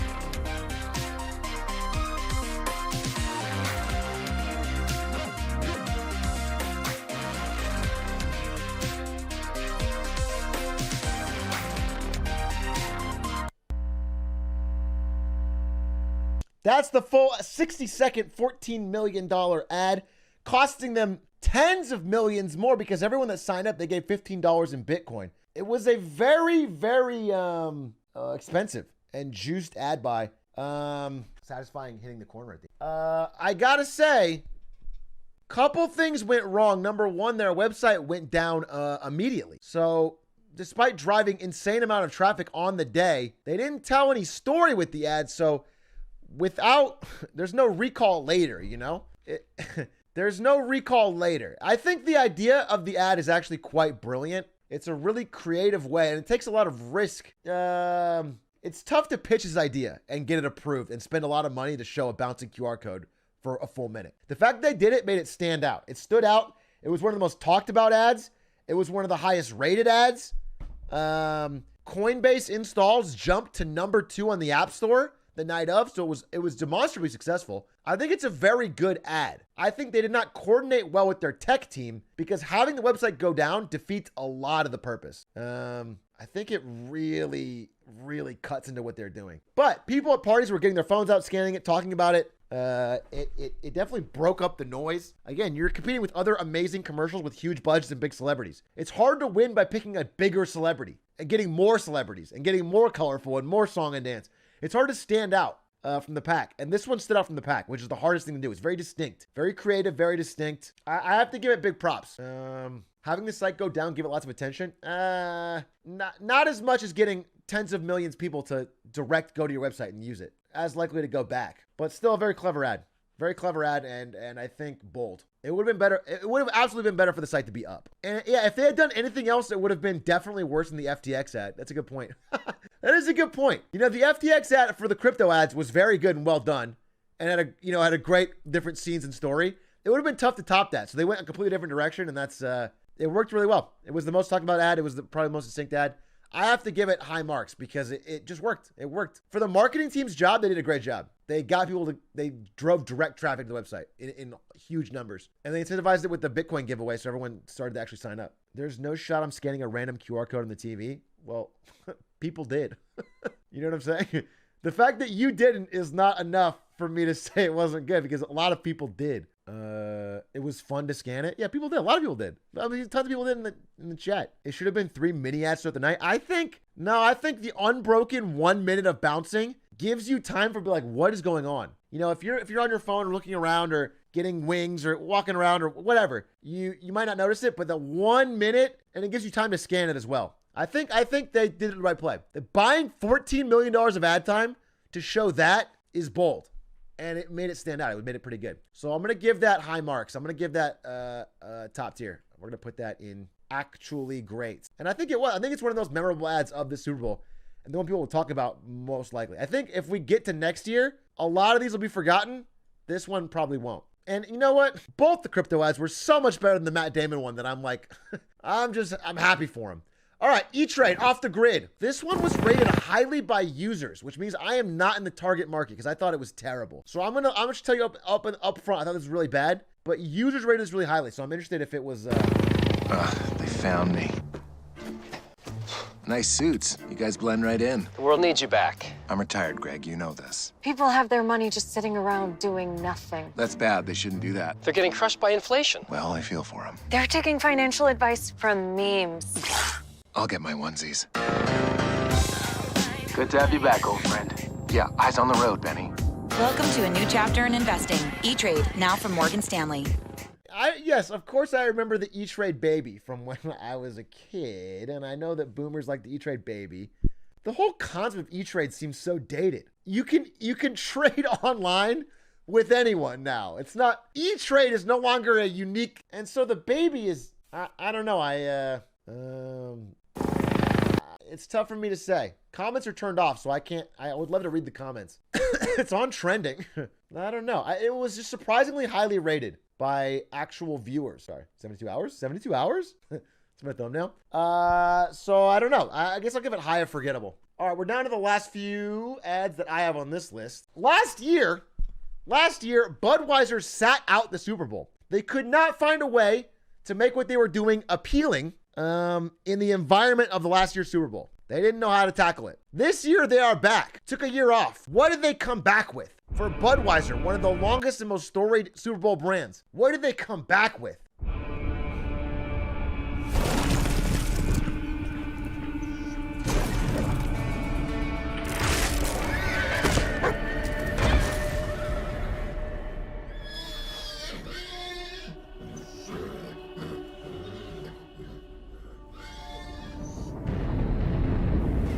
By the way, when I watched this live, right here, Ari asked, who's this an ad for? And I said, well, I've seen a horse and a dog so far. So it's definitely Budweiser. They have a type. They have a type, and it's very distinct.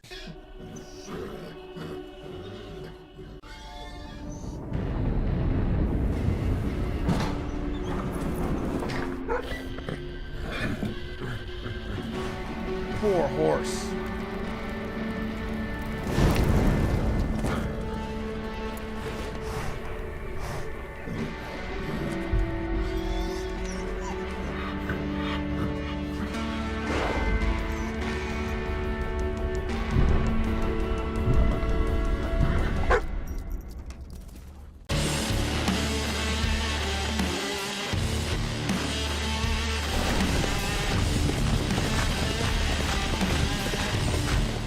Hell yeah, brother! Hell yeah! God damn it, nothing more American than that. Yes, sir. In the home of the brave, down never means out. You got your dog, you got your horse, you got your beer. Literal chills. It feels like one of the most lazy Budweiser ads I've ever seen. They understand how to make you feel stuff with animals. It's been their go-to. This felt like they are completely out of ideas.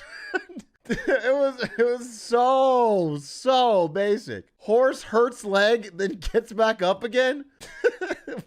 While like strong-looking man drinks beer in the. It's like there's nothing here. It's a complete nothing burger. This is their big comeback ad. If you don't want horses to Clydesdale's journey.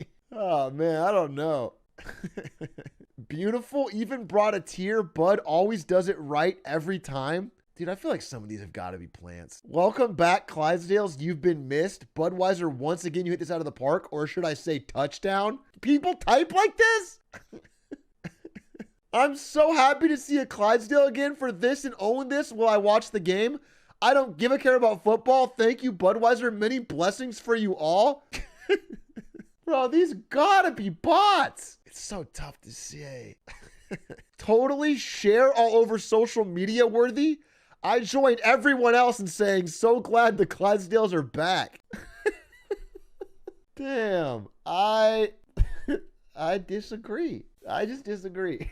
And I'm not saying they never had a good Clydesdale ad. They've had plenty. This one felt really lazy. Okay. Oh yeah, did you see this ad for Greenlight? The ad itself Take. That's really Greenlight Super Bowl.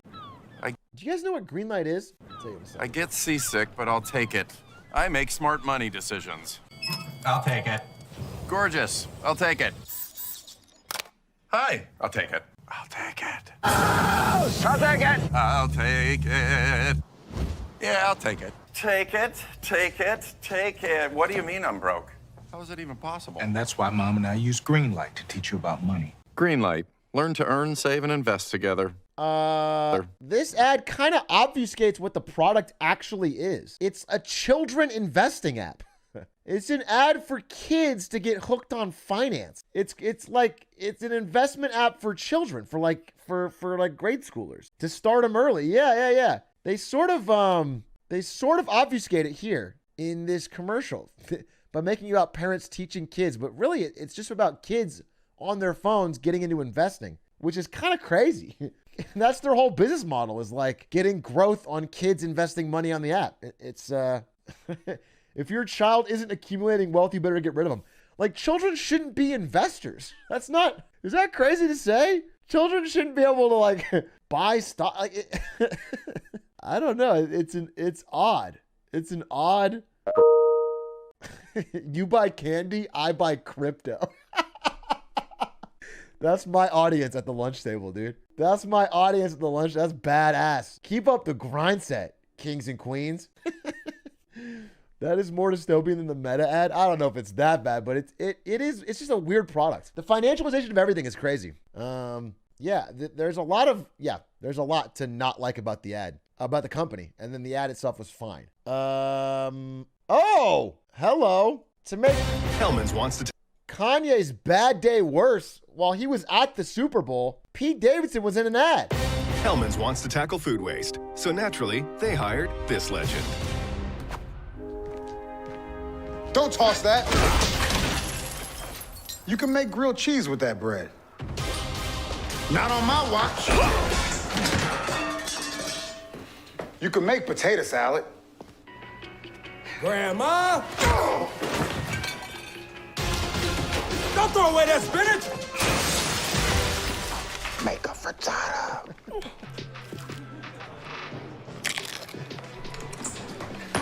Whoa, whoa, whoa! Mom's already tackling food waste, Mayo. It's a big guy. Sorry, man. Had to. I get it. I'm very hittable. Make taste, not waste, baby! Nice favorite ad. He's replaying that last part over and over. Sorry, man. Well, he got paid for it, though. Yay, jealous.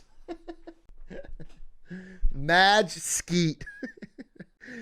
I think Skeet stayed winning the Super Bowl. I can't believe he dresses like that and he's owning Kanye. He doesn't give a fuck. Pete Davidson does not give a single fuck. It's crazy. Crazy. It feels like every famous woman in Hollywood's having sex with him. He dresses however he wants. He looks like he's never slept in 4 days.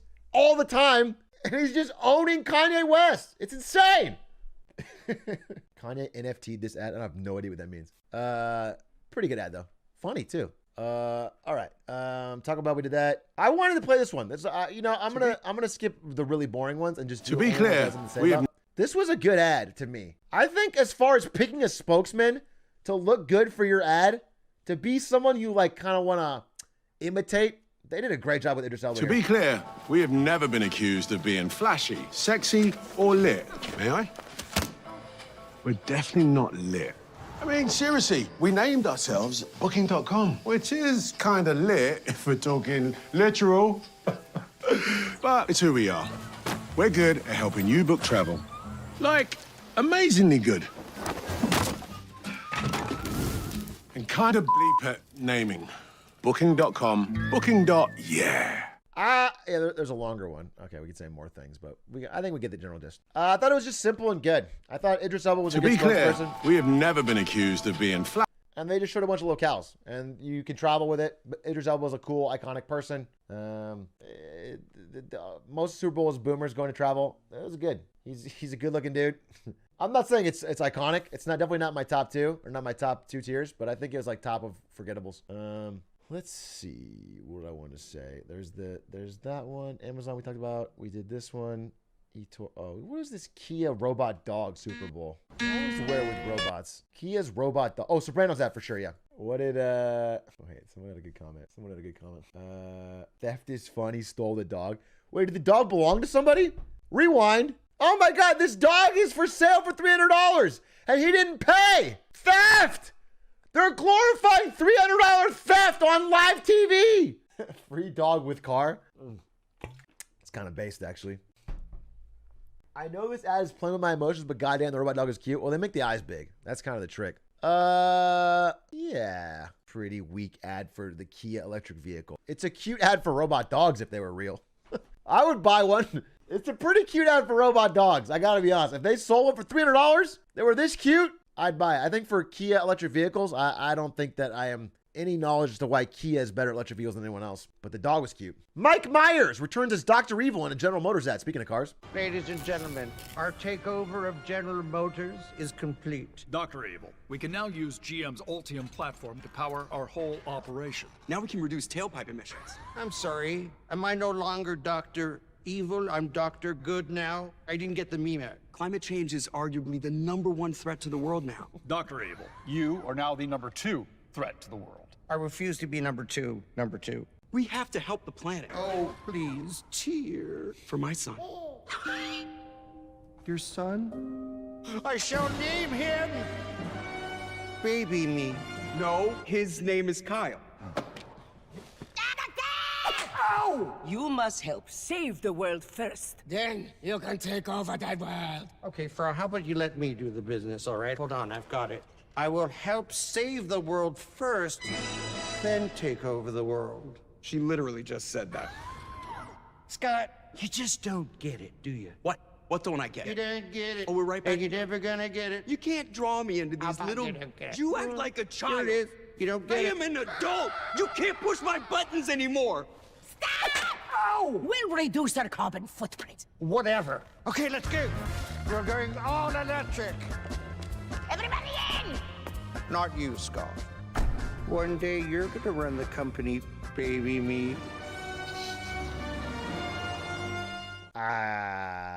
This is depressing to me because I'm gonna have to see over the next decades every single thing from my childhood brought back but looking older to do the exact same things I remember to try and sell me products. I mean, this is insane. I mean, this is listen, I love Mike Myers. Mike Myers is a legend, but this is like just reenacting a scene, but everyone being a little older and a little less funny.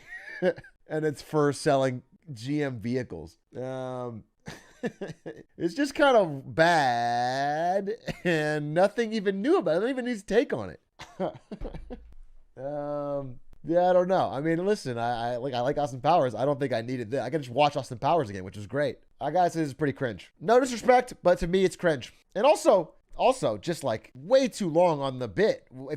If you want to mention the products, show the fucking products a little bit. Goddamn. They have a new fucking electric Hummer. They have this new electric truck. They got some shit. Show it. If it's cool, show it. Have Dr. Evil fucking show it's a fucking amazing machine. I don't know. It was, they barely even showed that. Okay. Guy Fieri ad. Bud Light Hard Seltzer Soda featuring Guy Fieri. Bud Light Seltzer Hard Who, Soda. by the way, showed up to the Super Bowl in the outfit from this ad. New Bud Light Seltzer Hard Soda. Classic cola. Loud flavor. The mayor must see this. Hey, wait! Where are we? Excuse me.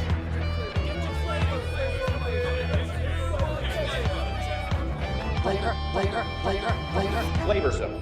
Bland. Mayor. We bring flavor. Excuse.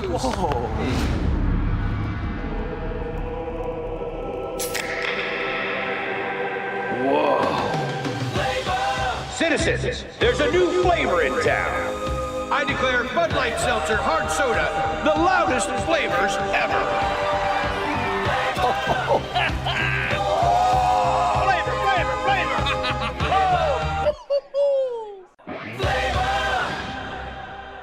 Pretty solid, pretty good, pretty fun. Guy Fieri has owned his image, and so it doesn't feel cringe at all. The Bud Light logo makes people... Feels like right up his alley. And the concept of literal Flavor Town is pretty funny. New Bud Light Seltzer. Makes me want to try it. Good ad. Yeah, also I like the package design. This is not really up to the marketers who made the video or the ad. Pretty good package design too. I got its position. I like the whole thing. It looks good. It's got one clear... Bro, that was an ad for LSD, not beer. Maybe they put LSD in it. Stop Shindigs, every time you're talking about LSD. Every time you're in my chat, you're talking about LSD, Shindig. What the fuck's going on? What's going on in your life since I last saw you? Here's a big teaser. This is definitely the most expensive overall for what they're selling. I want it to be good, but I want to tell you, so Ari is a really big Lord of the Rings fan. Much bigger than me. I like Lord of the Rings, but I didn't even finish watching The Hobbits because I thought they were lame. She watched all Lord of the Rings, all The Hobbits. She really likes it. And she saw this ad and she had been really excited for the show. And she said this ad kind of killed her hype. She said this ad killed her excitement for the show. So I don't know. I don't know. I have no strong take on it. I mean, I don't know. I wish this ad was better because I would like to be excited for this show. The whole concept before, like the whole idea of saying, remember all this cool shit from Lord of the Rings? This is before that. That's a weird opener to me. It's like none of that, like, remember the king, remember the rings, remember the Shire? None of that's in there. No, this is all before that. That's a weird idea for an ad in general. And then the scenes, they don't look movie quality. They look fine. I mean, they spent $1 billion for the rights plus production of this film. It's the most expensive TV show ever. So it's still going to be well done. Amazon has boatloads of money, but I wasn't blown away by this ad. So I don't know. I hope it's good. Obviously, I would love it to be good, but I got to tell you the truth that Ari was not. I don't think this did what they wanted, which is to get you like fucking. I think there's a world where they made a really fucking killer ad here and everyone's like, God damn, this show looks good. I can't wait. Holy shit, I'm so excited. I don't think this did this. And I think for the Super Bowl, you want better than this. Pringles ad. Oh, this one's got a lot of views. Oh my goodness. Is it good? I don't remember this one.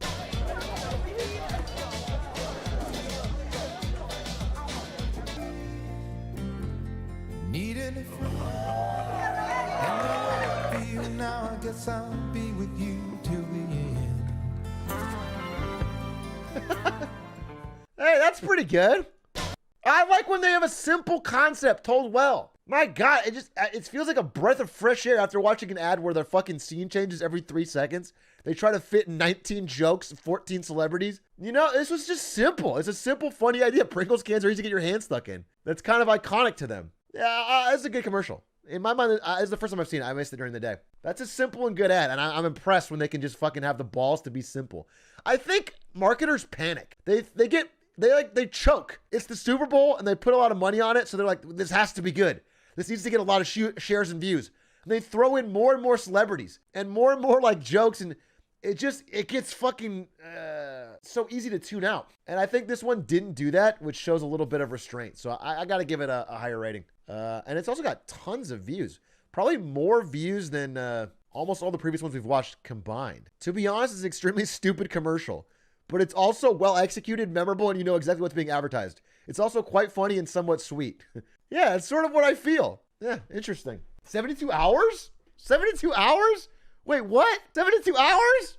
I have to check this video out. This looks good. The longest esports games ever? And you know he's not a paid actor because he opened with this extremely stupid commercial. Okay. Lay's with Seth Rogen and Paul Rudd called Golden Memories. Nervous? Oh, Lay's. Brings back so many good memories. Remember our road trip in 97? Our first real heart-to-heart. I've never seen any of your movies. Not even the ones we were together. Hey, do you remember when that stalker kidnapped us? Yes. Lay's was there. Lay's.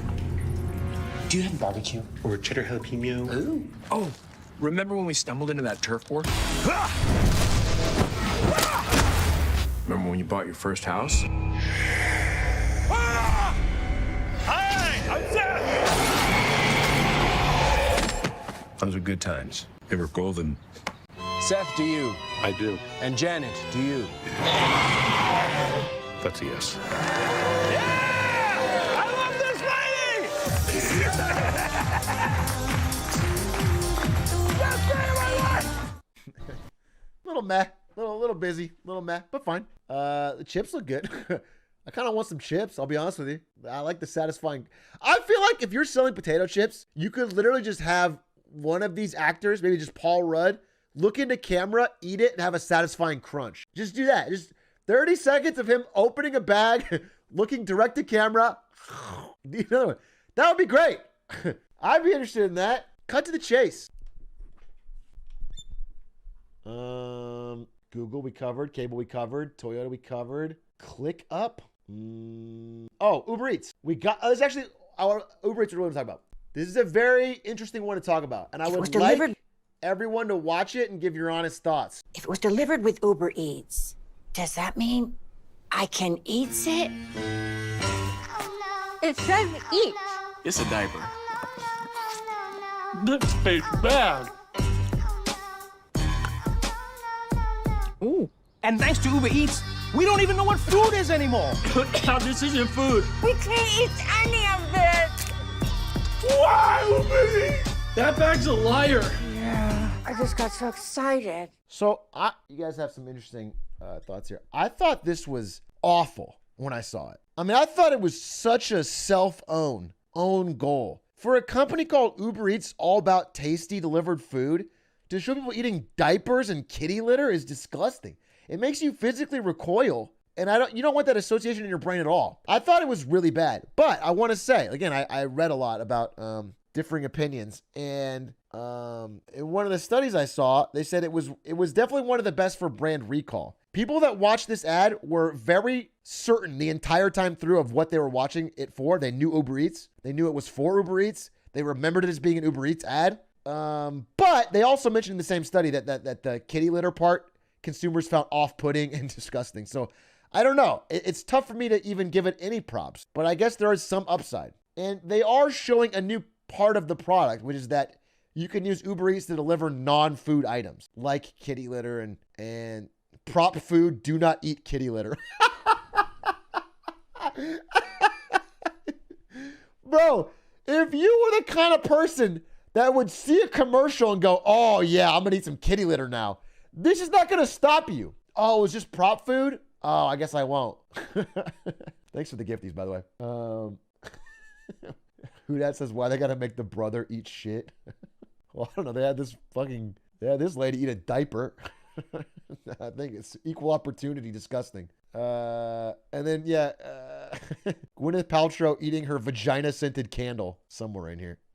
This guy drinking dish soap is like, prop food. Do not eat dish soap. It's disgusting. I don't know. It's memorable. You know it's for Uber Eats. It gets the point across. I just find it kind of disgusting for a food company to show something so so like this. So it was very like this. You look so sad. He looks so miserable, and his mouth is full of this. It's very off-putting, dude. This is actually makes me want to throw up thinking about someone just fucking shoveling kitty litter in their mouth. Okay, so I don't know. It was a tough one for me. This is a really tough one. I don't know where to put it. I want to put it in F. Like, if it was just me, in my heart of hearts, I would have put it in F. I thought it was really bad. But there's some good points to it, and I don't want to be my just opinion. So I'm open to takes. You think D? Do you think about a TikTok song, though? What's the TikTok song? There's an Uber Eats TikTok song? Oh, I mean the oh no. Yeah, it's even worse, dude. That's an old trend now on TikTok. That's like over a year old now, or at least like 4 months old, 5-6 months old. I thought it was bad, but I'm open to I'm gonna put it in F just because I'm gonna follow my heart. But if you thought it was good, I'm gonna leave that take open. I want to read more about how it did for sure. I want to see if Uber Eats delivery spiked or anything. LeBron commercial, and then we wrap up pretty soon. The rest were pretty boring. LeBron commercial. Doritos? Yeah, we'll play Doritos too. We will. Okay, here it is. LeBron James Super Bowl commercial. All right, so. Sopranos and Doritos. Yeah, we'll do those too. All right, so.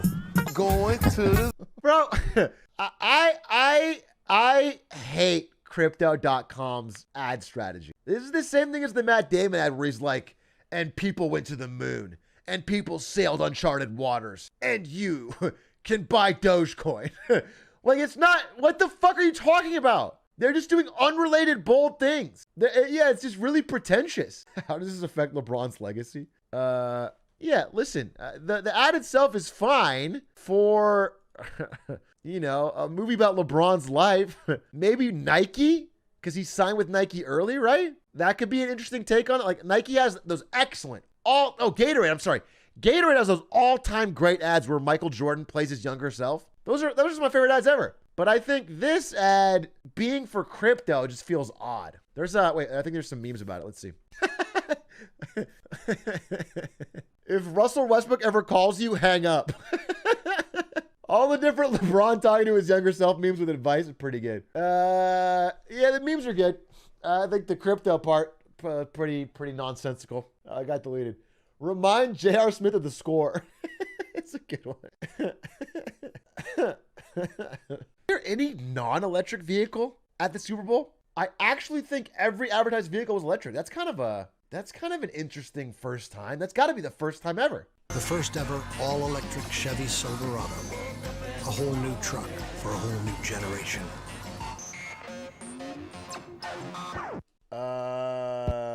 Listen, I my great shame, haven't seen The Sopranos. I've seen The Wire and loved it, but I've never seen The Sopranos. I want to watch it eventually. Stan's recommended it. I've never seen it, and so I don't know all the references. I will say my boss, who's probably the prime demo for this, he's mid-40s, and has seen The Sopranos, loved this ad. And he said he was at a party where everyone liked it. I think it's probably pretty resonant to the right group of people. It's number 4 on trending. Yeah, I think people liked it.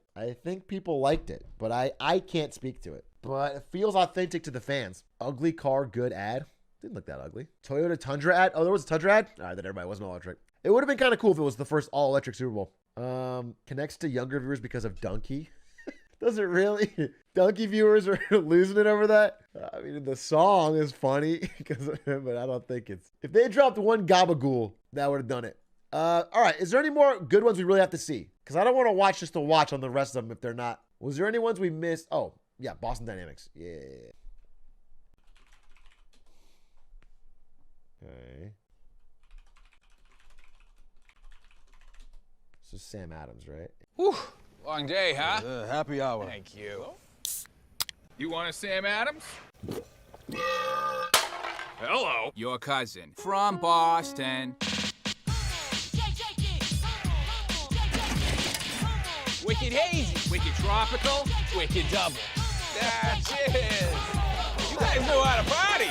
Get it, girl. Wait, Michael Reeves did this? Michael Reeves got robots drunk? Oh! He wasn't lying! Robots! I love you guys! I should text her, right? Take it. We're gonna live forever!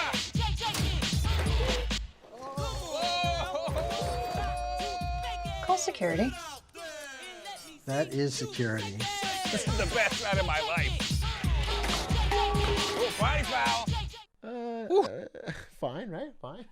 Pissbot? Yeah, pretty fine. Pretty fun. I mean, if this is our way to stop robots is getting them drunk, then I think we're pretty screwed. What are they selling again? They're selling beer. Samuel Adams. The robots got drunk. It made sense. I thought it made sense. Michael Reeves did it better. It would have been great if they had Michael Reeves. Doctor Strange? Just a movie trailer, right? Was it new? Doctor Strange Super Bowl. Let's see if it was new. Okay. Yeah. All right. Movie trailers are kind of easy wins. Movie trailers are like the easiest form of advertising because your only goal is to be entertaining. You don't have to sell anything. The movie is good if the trailer's entertaining. But we'll watch it. Every night, I dream the same dream.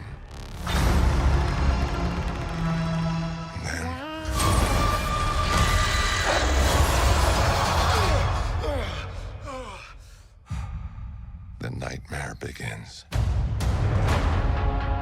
This is PTSD from Peter Parker locking him in the Grand Canyon for fucking 72 hours, which is literal torture, upside down and spinning. This is all fucking flashbacks to 72 hours. I did what I had to do. To protect our world. You cannot control everything, Strange. You opened the doorway between universes, and we don't know who or what will walk through it. Rachel McAdams. Wanda, what do you know about the multiverse? Viz had his theories. He believed it was dangerous. He was right.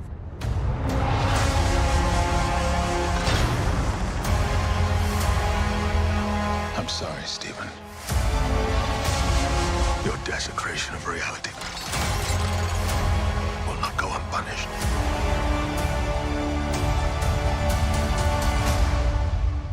We should tell him the truth.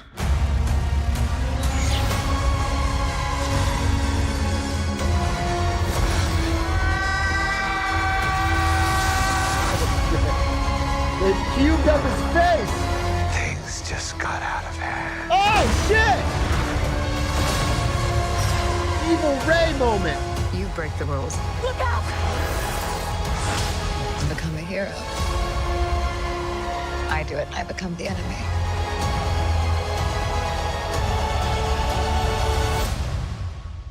It doesn't seem fair.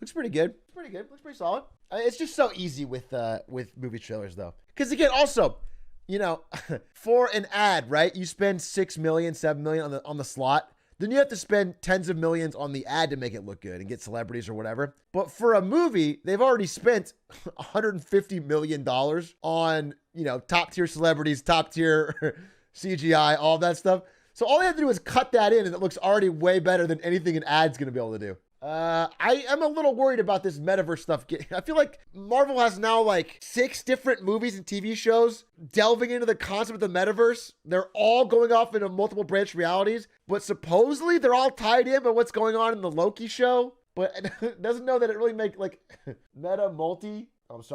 I'm saying metaverse. Zuckerberg's in one of them. I want to see Doctor Strange fight Zuckerberg for control of the metaverse. That would be a better movie. That would be a crazy movie, dude.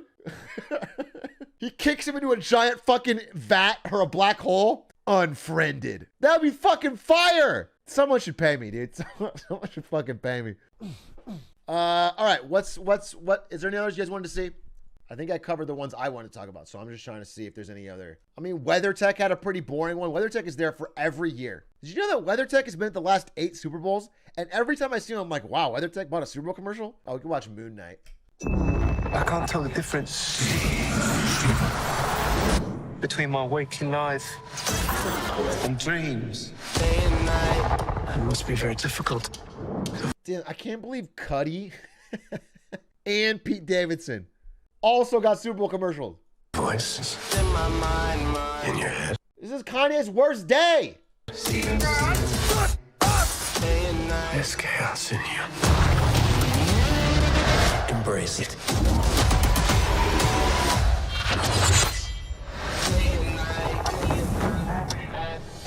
Can I say that I think that the song is a bad choice for this trailer? It's a good song. It feels whack in this trailer. I think it makes the show feel less epic than it is. I like this song a lot. The song doesn't remind me of what this show's about, and it feels off. I also don't like when the lyrics of a song that's playing are so literal to what's happening on the screen. I think it feels like baby food. I don't like that. I don't like, you know, if a character's walking and the song's about, and we walked over. I don't like what it lines up. Show could be cool. Let's see. I think we covered. You are familiar with the thought experiment, the ship of Theseus in the field of clip. Oh, what about this ad? I thought this was weird. Bet to you, my friend. Leonardo said it's time to finish this. Oh, I have those too. Let's raise the stakes. Fun. Robot vacuum. I see your 4K smart TV. Do you? And I race you. The cashback I got from buying all this with Rakuten. Rakuten. Cha-ching. Cha-ching. Get the cat! Oh, yeah. Okay. All right, final ad. Because you know what? Let me tell you something. You know what's more important than marketing? Nothing. But you know what's a close second? Your fiance on Valentine's Day.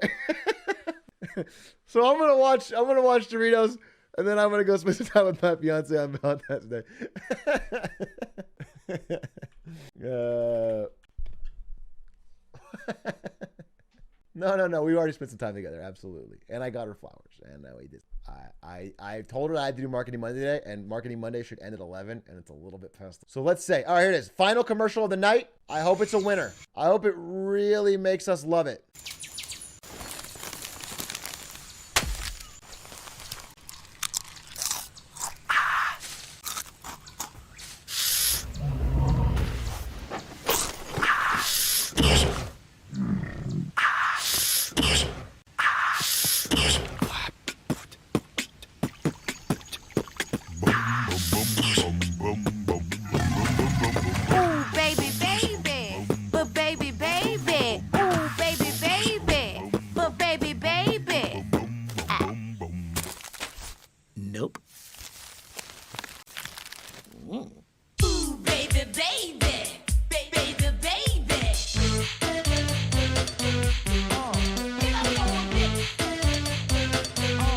This is just Super Auto Pets. Yeah, I saw this live and thought it was pretty mid to bad. But again, I'm gonna be too haughty here. This is talking animals making goofy sounds. Like, people love that shit. People, it felt like even when you do that, you got to be a little more clever than this, and this wasn't. That being said, the chips look kind of good. I like the Fox. Austin and Gaming like the Fox, so figure that out. I mean, I thought when it opens and the sloth eats it, I thought the sloth was going to be fast. I thought the whole joke was that it would just be the sloth and then he would eat the chip and it would be like so spicy that like he would go from slow to, but he just sort of like, everyone just starts dancing and singing and rapping and it kind of changes the whole, it feels like a total non sequitur. I thought he would die. You thought he would die. You thought they'd show a cute animal climbing down to the forest floor to eat a Dorito and then it instantly dies. That'd be bold. That'd be Coinbase bold. And then the rest of the ad, a full 40 seconds unbroken of this sloth slowly dying.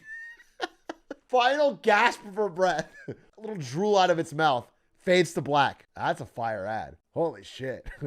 People will be talking about that.